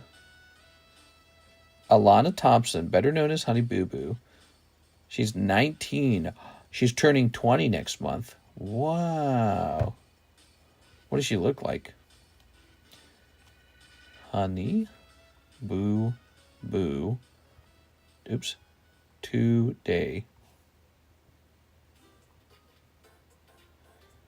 Well, she's like morbidly obese. I felt bad for her, man. I guess that's probably what a lot of people say.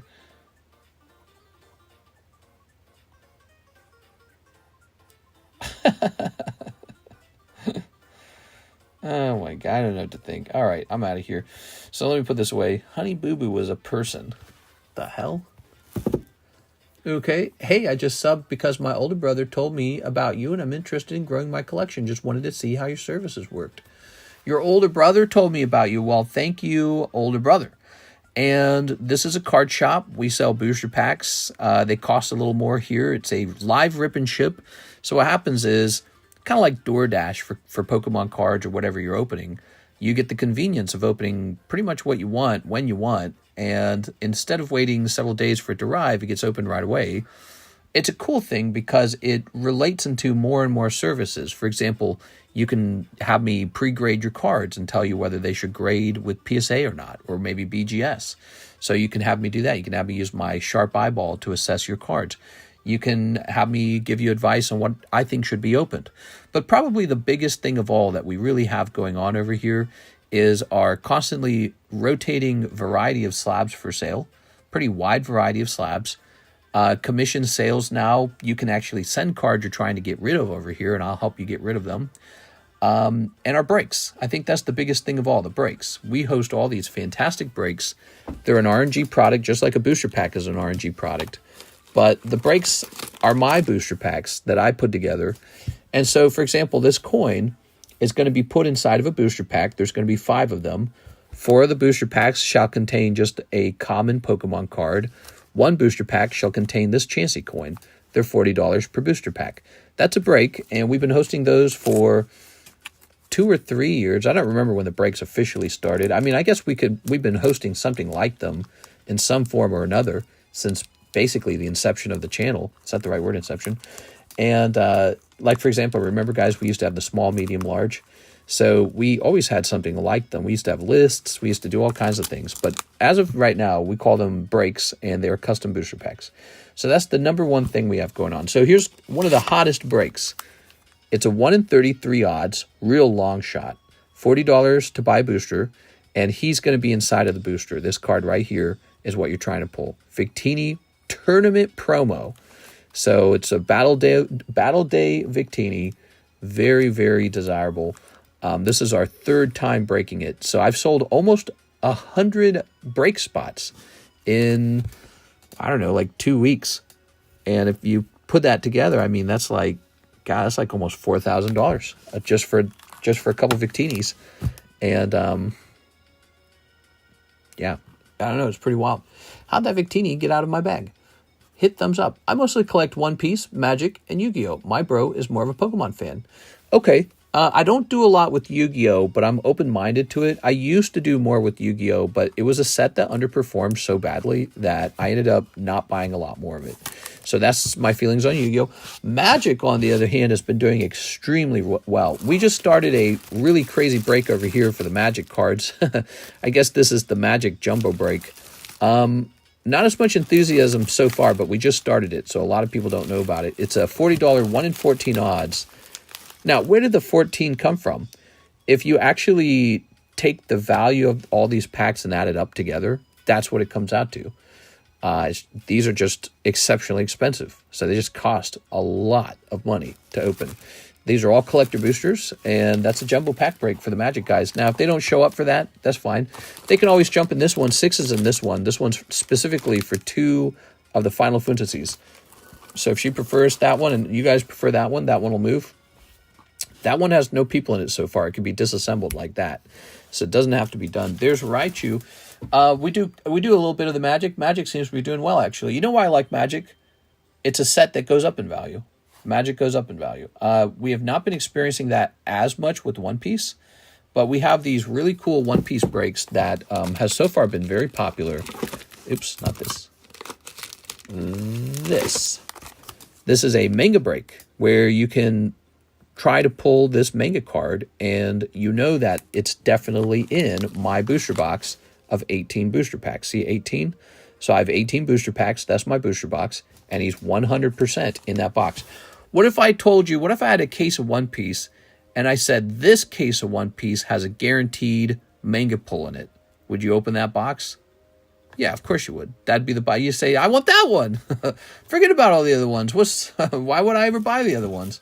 So that's why the manga breaks are so good, because you actually get a chance directly at the manga, whereas when you open them the natural way out of these, looks like this, when you open them the natural way, we don't even know if the manga's in this case. Could be in a case 4 cases away. That's a real thing. Four cases later, there might be one manga. We don't know. And so this is why I'm very proud of the breaks. I think they offer a lot of value to the buyer. But keep in mind, it's still a way to lose your money. And if you miss, if you don't pull the hit, you get what? A Pokemon common card. So it could be it could be a big mistake too. Don't spend more than you're willing to lose when it comes to the breaks. So you do booster packs. You could buy slabs outright. You can do breaks, anything you want. We got it all. We also have the ability to take a card like, let's say this one. You want to buy this card, right? But you don't have 280 laying around. So what you want to do is you want to buy them down over time. We have that too. It's called Slab Away. Costs $20 to rent the card for 6 months. And then you got 6 months to pay it down or you lose it. It goes back to me. So that's Slab Away. So that's $20 for 6 months. Whatever 20 divided by 6 is, what is that? Like 3? It's a little over $3 a month. That's it. You're paying a little over $3 a month. That's nothing. That is not a lot of money to rent a card for 6 months. All right, so this lovely Carddass Raichu jumps to $3.34, suggesting that maybe some of the Carddass cards are moving up in price. I view my missed breaks as payments toward when I finally hit. I mean, yeah, whatever helps. It's tough, man. You got to have, it's true, you got to have a sort of flexible mentality to be able to enjoy the breaks, because if you get too upset over them, you will not enjoy them anymore. And we've seen spectacular comebacks before, you know, like a guy going deep, missing, and then boom, he hits like a really big pull, and all of those misses are resolved. But, you know, if you think about the way the world works and math works, there's bound to be somebody with the worst luck and the best luck. We don't know who that's going to be, but somebody in our group's going to have the worst luck. Could be you. Are you willing to risk that? Are you okay if that happens to you, or if you're the unlucky one? That's something to think about.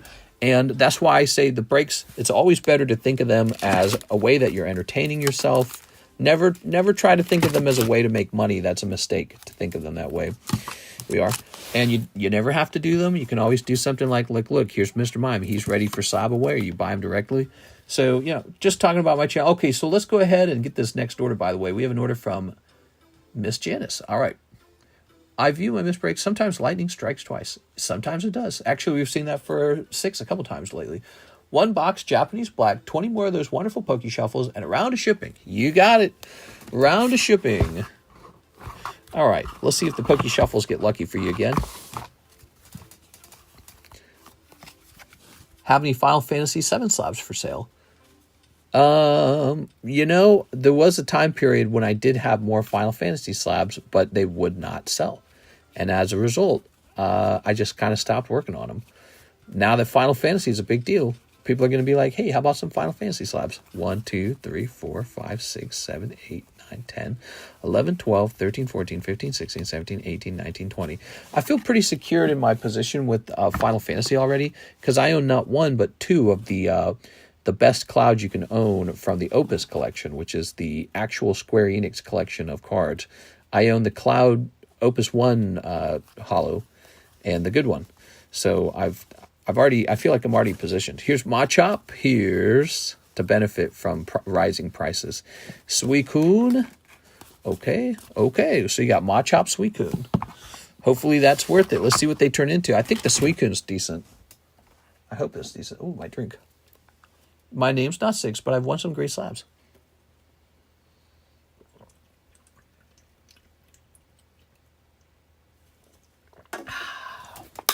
There's another drink. I drink so much water when we're live. It's because I talk. Let's see. Ooh. That's Hidden Legends Machop. Very nice. EX era.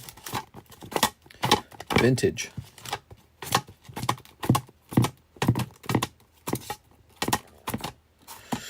Suicune 10, huh? What is that, and why do I... Oh, I see. Okay. He was not what I thought he was. It's not a bad-looking card, though. It's a nice Suicune. Do you know what that comes out of? That comes out of the Classic Collection. Here we are. Okay. Turn this up slightly.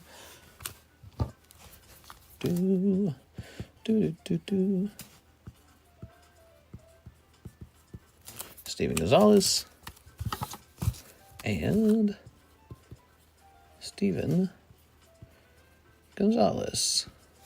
There we go. Tossing this right up there. Throwing these away. My name's not 6. My name's not 6. Very important to clarify. Okay, and let's go grab Steven's bags real fast. Steven Gonzalez, Steven and Janice, you guys have been very good to me. Thank you so much, guys. So, by the way, the Steve Gonzalez has not contacted me back so far. He would have received the box already, right? It said delivered. The day we realized it probably went to the wrong Steve, it had already said delivered by 1 day.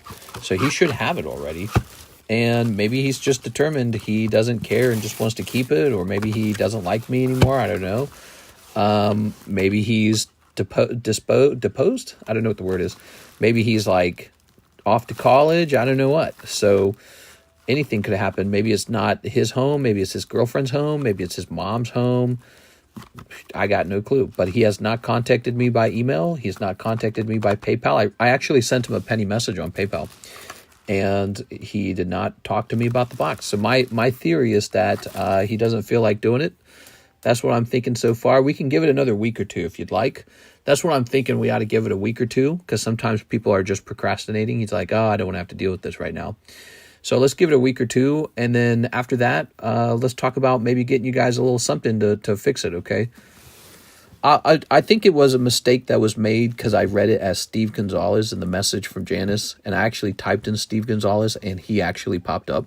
So, but on the other hand, you know, you guys are buying a lot of cards. I just want to help you guys out too. So if we can help you guys out somewhat on that one, we'll see what we can get done, okay?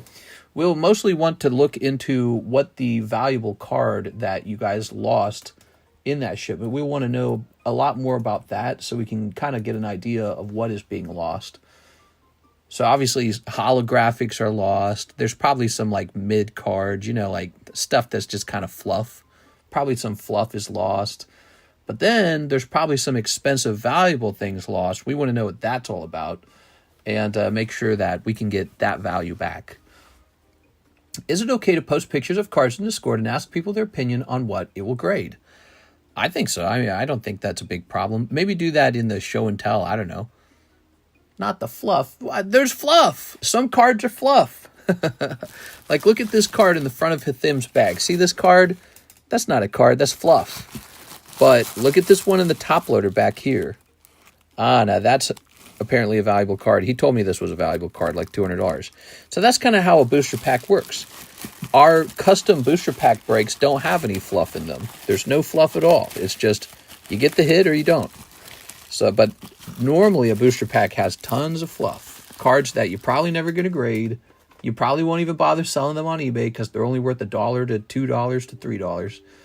And there's just so much of that in the hobby just lying around. Fluff, I call it. It's fluff. Okay, let's try this again. Stamps has encountered an error.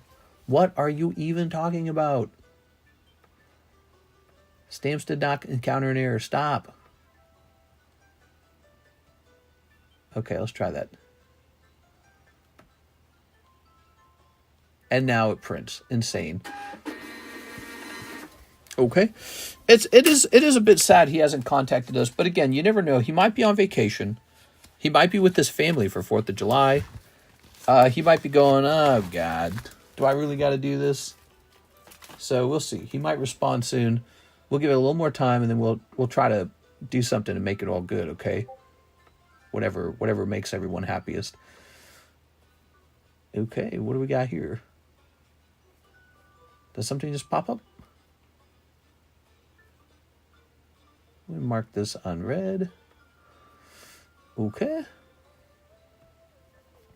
Well, Janice, I got to thank Janice and Steven a lot because you guys were the big openers today. Really appreciate all the patronage, guys. Very nice of you. All right. I have an old TCCH delivery that's never been opened. Oh, you mean TCCG? That's never been opened? What? Yeah. I'm going to put Steven in here for the Charizard giveaway. All right, Steven, you're getting a free spot. Steven G. And then spot number 6. Let's see who's going to get this nice Charizard drawing from my wife. My wife. J. Diaz. J. Diaz. I hear a boat. There's a boat on the water right now. They're speeding up. Bro, it's 5 a.m. in the morning. They want to get the most out of that vacation, man. Oops. You can hear it. Definitely a fisherman or something. People like to fish, but they know there's no chance to in 4th of July, so they fish in the middle of the night almost. Landing on 3, which is Kevin Vu. Kevin Vu. Kevin, did you get the last giveaway? I can't remember. You did. Kevin Vu. You gotta be kidding me, dude. Wow. Okay, mister, you sounded like they were coming for you or something. No. I just, I get really jealous when I hear that. And I think about, there's some people where life's all done and sorted and they're just playing around on a boat because they got nothing better to do. Yeah, I one day that'll be me, I think. But not now. Karis and I are on the grind. We are on the grind so hard right now because, again, the plan is pack it all up, sell the boat, sell the red car, sell the houses, all 3 of them. There's 3 houses to sell, and make a humongous move to, we don't even know, whatever place is the best place, because we're trying to pick the area that will go up in value the most over time. And that's a subject of research. That's like $1 million question for investors. They don't know either. They're just guessing. So we're going to pack up our bags, move to the place that we think will double in price, or the other option, the place we think we're going to be happiest, which that's really hard to decide too. And don't forget my black box. Your black box. What are you referring to, Miss Janice? Let's see. Them. Jennifer Yap. Brett Love. What did you just talk about there? Janice. J.A. up here, maybe? Nope, that's empty. Show the breaks. Yes, the breaks. The coin break is close, guys. Finish off that coin break. The Charizard break. Rawr. The Pikachu break. He's moving. The Gyarados break. He's really good. The Starters break. There's a lot of breaks. Oh, my eyes itchy. Oh, the black and white box. I did forget. I totally forgot it. All right, here you go. Sorry about that. I was so focused on the shipping. All right, I completely forgot. Let's get this bad boy open. I want to see what's inside of it. Dang, ain't nobody want that Teach Manga. He'll eventually become the star card or something. I don't know. He has to sell. He's not allowed to not sell. Some cards, you know, I could take them back or something like that, but I don't collect manga cards. So he has to sell. It's not an option. It is. So if you're an enjoyer of the manga breaks, jump in there, do a little charity, jump in there just to get it moving. I don't know. I mean, would it really be so bad if you owned... Would it really be so bad if you owned the Teach Manga? Right? Like, it's like people mostly want Charizard. Would it be so bad if you owned Tauros or something, Beedrill? Would that be so bad? Would it be the end of the world? So I don't know why people buy cards the way they do sometimes. I buy a wide variety of cards. Look, this was one of my latest purchases. I bought a Nidoking. He's definitely not Charizard. And it's okay. It's not a big deal. You know, you just buy what you like. And I do buy Charizard and I do buy Gengar. But I buy all kinds of things. It is. All right. Hire pro movers. Insist on using heavy load equipment. Trash the street patch and leave the neighbors a Jinx card.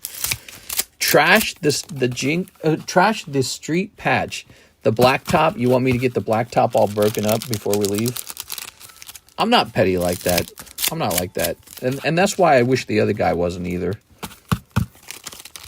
That man just reminded me of today's my dad's birthday. He really going to do a Tauros like that in front of NHCC? I don't know why Tauros popped up in my mind. Actually, maybe it's because... It might be because of NHCC. He's got a Charizard and a Tauros, and he happens to like both of them.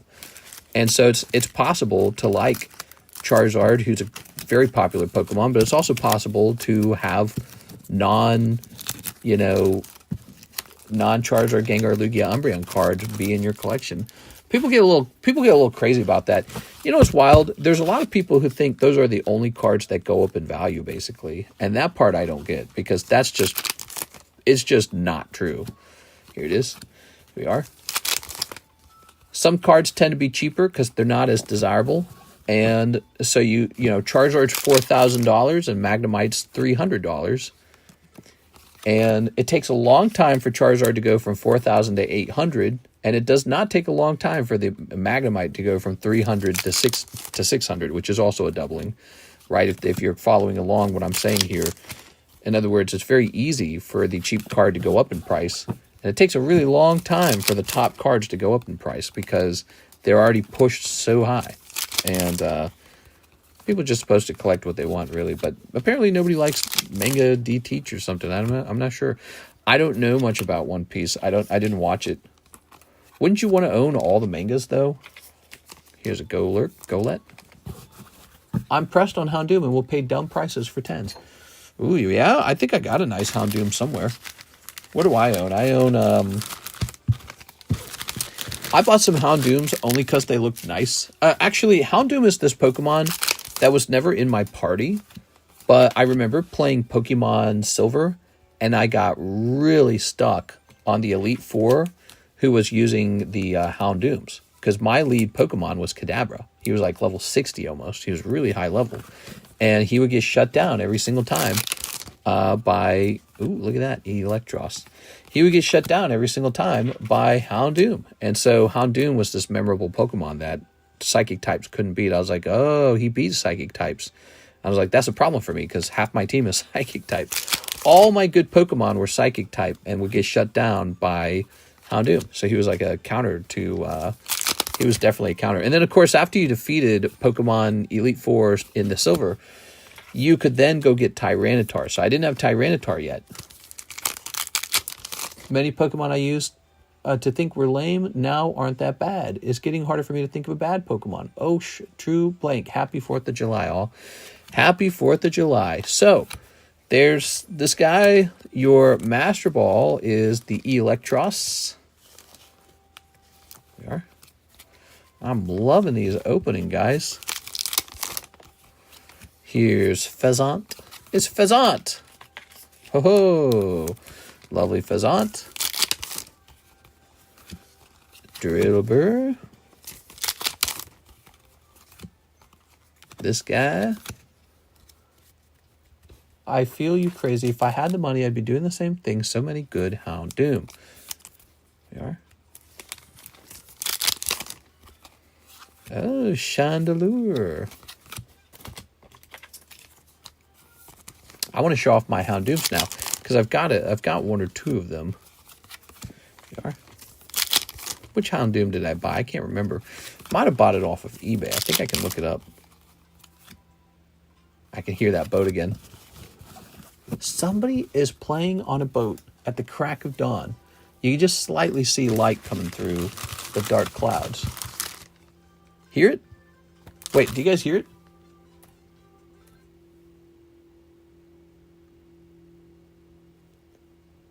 It's a buzz. It's going by right now. Who's on their boat? Who's on their boat at pitch black night? Crazy. Crazy. Somebody wanted to play in the boat at 5 a.m. in the morning, I guess. Wild. I can hear it going to my right. Somebody's having fun in the pitch black dark in Lake of the Ozarks.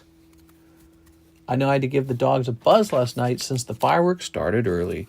A buzz? What's that? Like alcohol? Oops. Like an anxiety medication? Can we start a Gold Squirtle Squad giveaway for the daytime stream when you have a moment? Which bag do I need to go through? Look at that.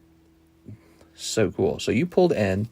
That's not bad. And the E Electros. Now, let's get this into Mr. Steven's bag. Grabbing this over here. All right. Wow. Member for 29 months. That's a long time. Thanks, Matt. Calming treats. Dogs cannot process alcohol. No, I didn't think you gave them real alcohol, obviously. But I mean, like, they got cat wine and all that, right? So that's what I meant. David Smith. We can call it chains to make it easy. What? Okay, so David.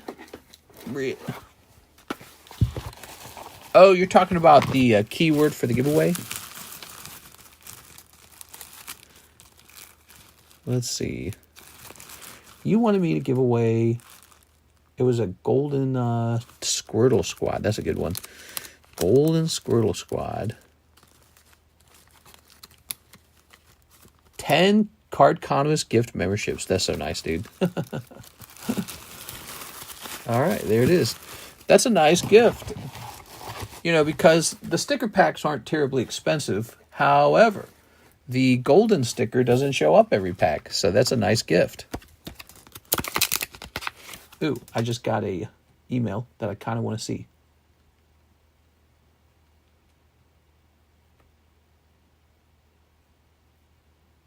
Where did it go? Also, why did my... Oh, I paused the music, didn't I?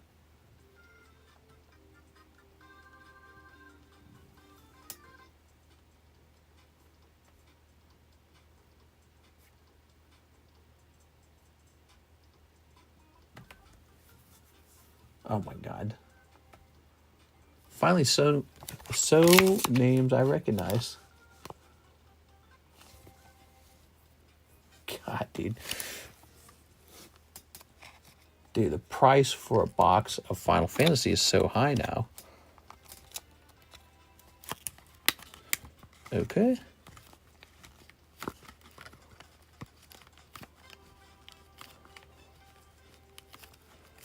Okay, so we'll have to save this for the next stream because this one's nearly over. This one's nearly over.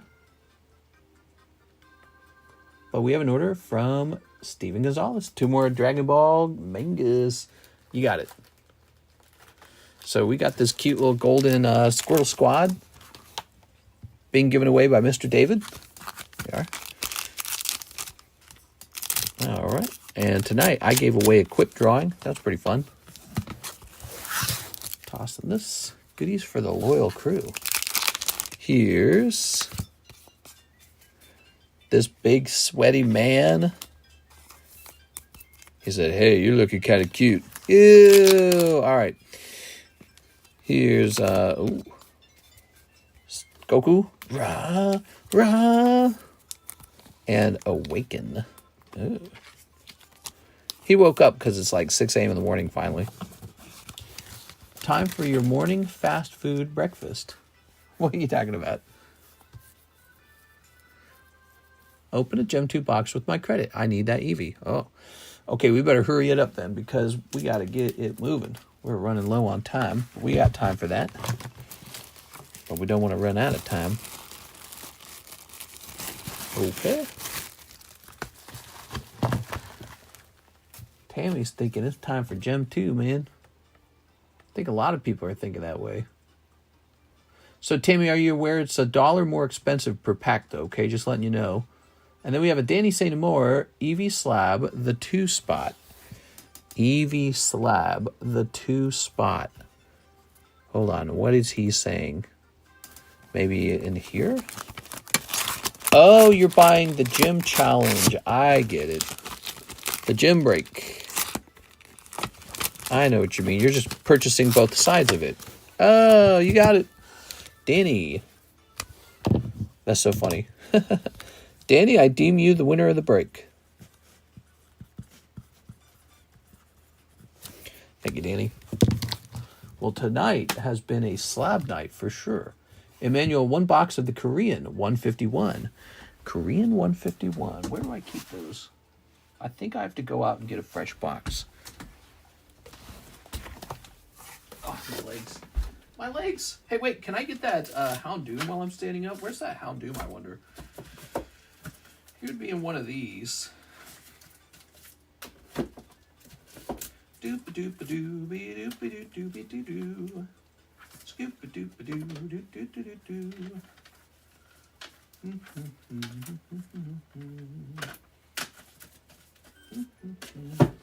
Well, I don't see him. Let me go get this box.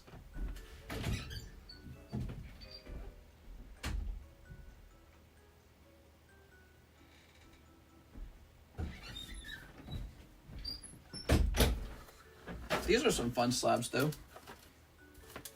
Right over here. Wow, man, I got some slabs, man. Just laying around. Just chilling around. Ah, here we are. I found them. I got some Houndooms to show off. You want to see some Houndooms? I've always got some slabs to show off. All right. Wow, I win the first time. It was super easy, actually. So XY ear is going real crazy. Look at this nice Magikarp I got. Magikarp promo. And then this is the Ancient Origins Lugia. What did I pay for this? I'm a little curious. Are you guys curious? I'm curious. People are going nuts for the for the XY ear right now. Lugia XY. Okay, so here we go. And this one's what, 4.2? So it would appear I pay about $700 for that Lugia. What does he go for now? Lugia, Ancient Origin. Oh my god. Cheapest one is 2.5 now. Wow. That's nuts, dude. How can that have occurred so quickly? Because I didn't buy him that long ago. Just the right timing. 143. The Magikarp. Cheapest Magikarp. So there is a Magikarp for 1,300. That is really expensive too. XY Magikarp. Doesn't show up at all. What if I just type in Magikarp 143? Huh, I can't even find... Did we grade this one? I graded that one. That's one of mine. I graded this card a long time ago. No, I remember. I graded it for somebody. And then he got it sent back to him. No, look. That's that right there, right? No, I bought this one. Why isn't it showing up, I wonder? Hold on, let me try one more thing. I just want to see what I purchased this for. Maybe it's one word. No, we actually did grade that for somebody in the past, and that's why I knew about the card. Oh, there it is. 400. Bought that in February. And then here's the Aquapolis Houndooms. So those are some Aquapolis Houndooms. How do you guys like that? You know why I bought 2 of them? Was so that I could sell one. But then when I placed it up for sale, nobody wanted it. So I was like, all right, more for me. Says here, I did pay a lot for them. I paid $2,100 for the first and $2,700 for the second. So that's a pretty good premium. Let's see what he's going for today. I mean, that would have been considered really expensive, right? And let's see if I'm doing well or if we're not doing too well. Houndoom. You can't even find one. They're all gone. There's a PSA 9 for 1,000. Oh my God, look at that. Last sold for 4,500. There you go, everybody. Crazy. Because 2,700 and 2,100 would have been looked at like that's too expensive back then. And now that's a cheap price. That's crazy, man. So every one of these jumped. This went from 700 to 2,000, whatever, 500. This went from like 400 to 1,500. And these jumped from 2.1, 2.7 to about 4.5. And there's not even one for sale now. Which, so that typically that means you can ask like, I don't know, like 5,000 now. And somebody will actually consider it. They'll be like, oh, well, there's one on the market. There's none other. It last sold for 4.5. That is some crazy stuff. I might as well, let's write 400 on the back of this. Because that's what I paid, right? I paid 400. Paid it in February of this year, by the way. So that was only about 5 months ago. And I said, you know, I better grab that Magikarp now. I don't know. I don't know. Crazy things going on out there. For a while, those kind of numbers and reports are going to drive the market crazy for a while. And things are just going to be good. Sales are going to be fast. Sales volume is going to be good. And eventually it's all going to slow down because it's like it can't forever go to the moon. It can't, you know what I mean? Like, not that fast anyways. People don't have enough money for that. So it's got to slow down. I just don't know when. That's crazy. Mister's still killing it. Read NHC's comment. He says, 2.5K. Now you'll sell me it for 2K cash and one payment, Mister. Come on, I'm a regular returning customer and we'll bring you business. Yours truly, Louis. Yeah. Louis drives a hard bargain. He knows what he wants. He wants all my good ones and for the same price I paid for them. We are. Did I make him an offer? I made him an offer on a Charizard, and he was like, nah, brah, that's too much money. Here we are. Let's see. Good. I mean, I appreciate that he asks. It's you know, I appreciate that he asks. I respect that he asks. Anyone can ask. I just probably not going to say yes if I really like the card. There we go. All right, here goes Mr. Emmanuel. What's the story with the Louis guy? Louis, he has like a long story. Like, he came in here and he bought Miss Six like a nice thing for free. But then he kind of gave her some unwanted attention and she kind of complained about it. And they had a little fight and he was a little crazy about it for a little while. And then he stopped being so crazy. So that was good. He eventually kind of chilled. And then he was just kind of a customer. He did buy some expensive cards for me, by the way. He bought a really expensive Charizard, and he bought some Mickey Mouse slabs most recently. That's what he did. He bought some Mickey Mouse slabs. And so he's a guy, and he's a little fun. I think that time period where he was going a little crazy really sticks in the minds of the people who witnessed it. Like, for example, Alex saw it all. Alex was part of it because he would, like, accuse Alex of dating Six. And it's like, that's definitely not happening. What are you talking about?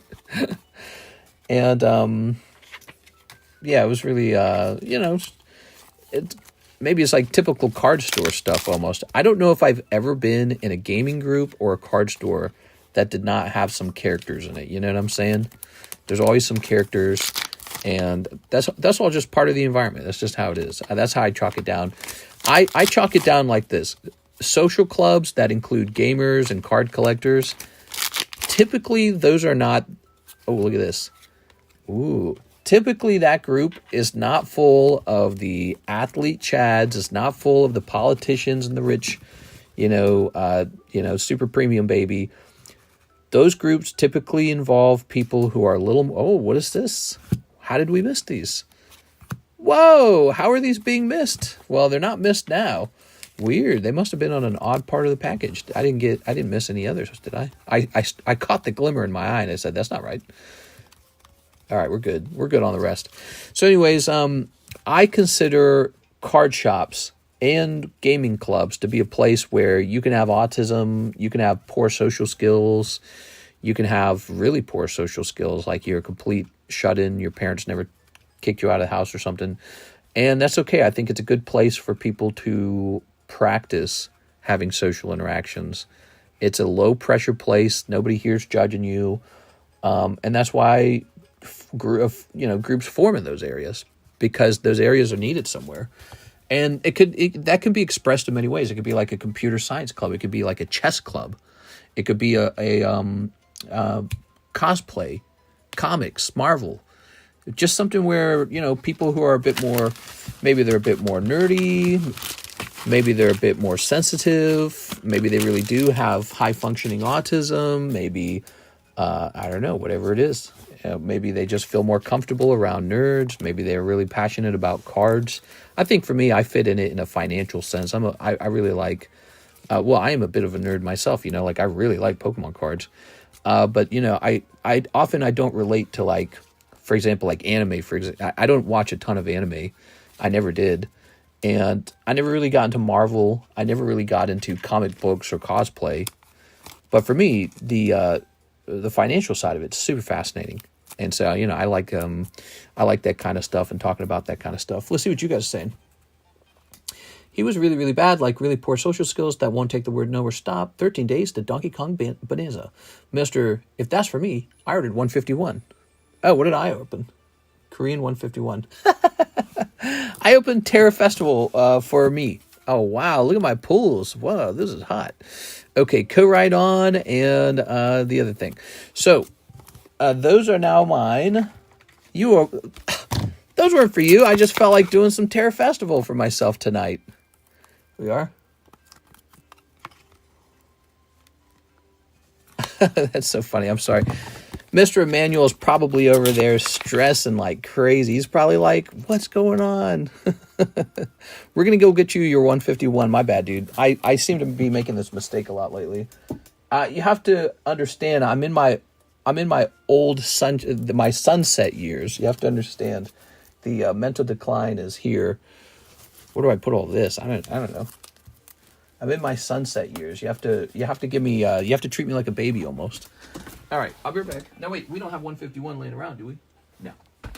Let me go find it. That'd be too easy. Ow.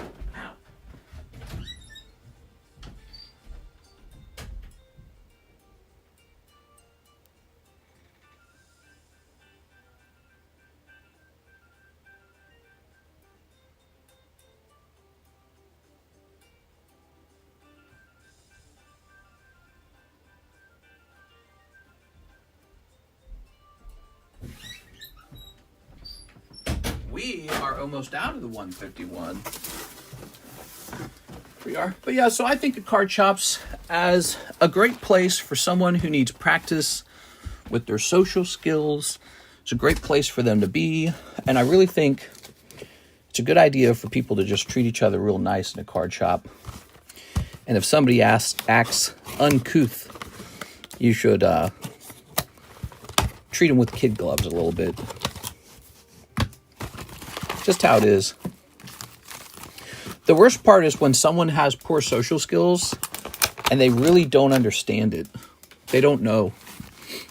Some people know something's not quite right with them, like they can be like, everyone I know runs away from me. I can't keep a stable relationship. So I think there's people who they know something's not quite right. There it is. And they're welcome too. They can hang out. Okay. I found the image where I kept track where he kept leaving and joining the server. Oh my gosh. There we go. All right. When people build an awareness that they might be behaving in an antisocial way, in an odd way, I feel like it really helps them. Because most people aren't just hateful, evil people that want to hurt everyone. It is. Some people are, though. It's really interesting. All right, 151. Uh-huh. Ah, Pee-Pee-Chew. That's for Mr. Emmanuel. So we have the right box now. Oh, this was a great box. Look at that. Picking up this beautiful Alt-Art Mew. Oh, yeah. Very nice. What about you guys? You guys ever go to like a card shop and feel like the people there are always a bit, I don't know, just on the nerdy side, like mega nerdy? Yes. That's what I was saying the other day. I mentioned, I said like, I bet like half my audience is probably on like the LGBTQ group. Here it is. Because I think we were joking about that a little bit. As Mike's side was saying that one thing. We are. But I've met a lot of people over time and learned a lot. And you just meet a really particular group in card shops. Here we are. Ooh. Very nice. This was a decent box. Well, yeah, it was a decent box if you're pulling frickin' Alt-Art Mew. You've also got this lovely Charmeleon. He's one of the better ARs. Now we're just waiting for you to pull a Gengar Master Ball. Here's a regular holo Gengar. Was there a Master Ball? We're about to find out. He's coming up. Oh, man, I thought that was it. Here it is. So you got both of the holo Gengars. Great. Master Ball Abra is really not a bad pull. There are some pulls that are bad. So, okay. Double Pikachu? That's it. You're going to have to pay your pulls were too good tax. There it is. I'm just mystery. I don't hang out at card shops. Because of what we do here, anytime I'm in a place that has a card shop, I go into it. And I linger for a couple minutes, I kind of hang around. And so if I'm hanging out somewhere, Kansas City, St. Louis, Springfield, Branson, especially Springfield, there's a couple card shops I've been to there. But what I do now is I'll go into the card shop and just kind of look at the layout, kind of get the feel of the vibe. Here it is. Look at the people who buy the cards, play the games, get a sense of it all. It is. But I used to do that when I was younger. There was a place in the mall, and it was a collectibles store where you could play Magic and all that. And they had tables laid out, and there were always people playing. Never forgot that. Emmanuel Valencia, like one of the things that stood out right away when I was younger and going to the local mall, and they had the card shop with the Magic guys. One of the first things that stood out, they typically had like cool hats, right? They had the emphasis on cool. They had the hats, they had the ponytail, that was a thing, pale skin, and they liked to wear black. They just wore black. A lot of them wore black. I don't know why. We are. And I think that when I look at card shops as an adult, that pattern has emerged again with new young people. The next generation of young people of that particular type of mind wearing the same clothing, playing the same game. I don't know what it is.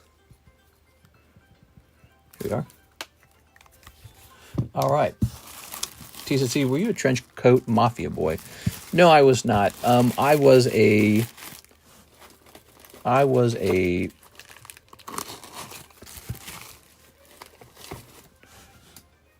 what do they call those shorts? Khaki shorts and plain shirt guy forever. And now I wear basketball shorts because they make my fat butt feel comfortable. Okay, that's all completed. It's 5:23. All right, and now we move on to Miss Tammy. Here we go. I got in trouble for wearing my trench coat to school. No! That's great. That's great. Skater boy. All right, so here we have this. And a change on the... Let's see, it'd be under Chinese China. So Gem 2 is now a $75 pack box. And we're going to go from 116 to $41. Good luck. I hope you pull what you're looking for. If you pull that Umbreon, that is a huge win. Do you think you'll ever tackle obesity fully? Yeah, I'm losing weight right now. We lost some weight during the time period that we were doing that walk, and then I put a little bit back on, but not all of it, and then I just kind of stagnated for a while, and now we're going back to losing the weight. It is. All right. I guess one of the things that happened recently is Karis got some bad medical news, which I haven't really talked too much about because it's a bit private, but she got some bad news, and it's got me motivated to be healthier too. So she's going to be healthier, I'm going to be healthier, and yeah, health is a real thing, guys. Health is wealth. We are. I'm friends with the Mafia boy. Tossing this over here. That was actually why we were late. I was late to the last couple of streams. We were just talking about it. Super stressful. Throwing this over here. All right, you ready? Last box. Snipping these. All right. I hate to hear that. I hope it's nothing serious. Yeah, it is kind of serious. That's the sad part. It's not like serious, but yeah, it's bad stuff. So she's got a thing, and yeah. It's an unfortunate. But anyways, this got me motivated to be a lot healthier too. And that's kind of how it always works. Either you get sick or someone you know gets sick or something like that, you know. We are. And then you're like, oh, I should be healthy. All right. So you ready? Tammy's a box. Here's Sylveon. Ooh. And Vaporeon. And Umbreon. Prayers and positive vibes. Yeah, we are. It's very private. I would appreciate to keep it very private. That's the goal, really. Money's not the most important thing. Health is. Yeah, that's pretty much true. Here's Espeon, and here's Flareon. Body can always recover. His name is Urine Boy. All right. Lovely. And here is Glaceon. Here's Eevee. And here's Eevee. Let's see. We'll sleeve this up now. Still time for that AR to pop out. Here's Espeon. Glaceon. And Glaceon. Ooh. Yeah, it's always something, man. It's been real stressful. Now you got this tree guy. You got the road guy yelling at Alexis. You got the tree guy probably scammed me out of my money. It's just thing after thing after thing, man. Ooh, Leafeon. I guess that's part of life. It's actually could be much harder, but yeah, man. We talked about all that much earlier in the stream, this guy. Crazy how people are. All right. No AR this time. It might be the next box. You never know. Thank you so much, Tammy. Appreciate it. I'll get these put away. And by the way, for the next stream, guys, we got this giveaway. David Smith is giving away this nice golden Squirtle Squad. And let me grab this box. Ugh. I can see the sun up, so it's definitely time for us to wrap up here, guys. Okay. Happy 4th. Yeah, happy 4th of July. What's today, Friday? I don't anticipate missing any of the streams for 4th of July. We're kind of taking it easy on 4th of July. Although, it's tempting to take the weekend off. Saturday, maybe. Maybe after 4th of July. I'm not sure. All right, guys. I had a lot of fun. You guys have fun, too, for the day. You could spend all your money on fireworks if you wanted. I did that last year. I am not doing that this year. I'm not spending $1 on fireworks this year. We blew up all those fireworks, and it was just like, it was okay. I think I've gotten to a point where I've just seen too much. Like, I've gone to all the fireworks displays, you know, the big ones, and I've blown up a lot of stuff already. I did it as a kid. I did it as an adult. And now it's just sort of like, you know what I want? Air conditioning. That's what I want on 4th of July. I mean, I want some air conditioning and like a foot rub or something. That sounds like a 4th of July to me. But I don't give foot rubs, sadly. If I rub feet, it's me rubbing my own feet. So that's the only way that's going to happen. You guys have a nice night. I'll see you later. See you for Friday.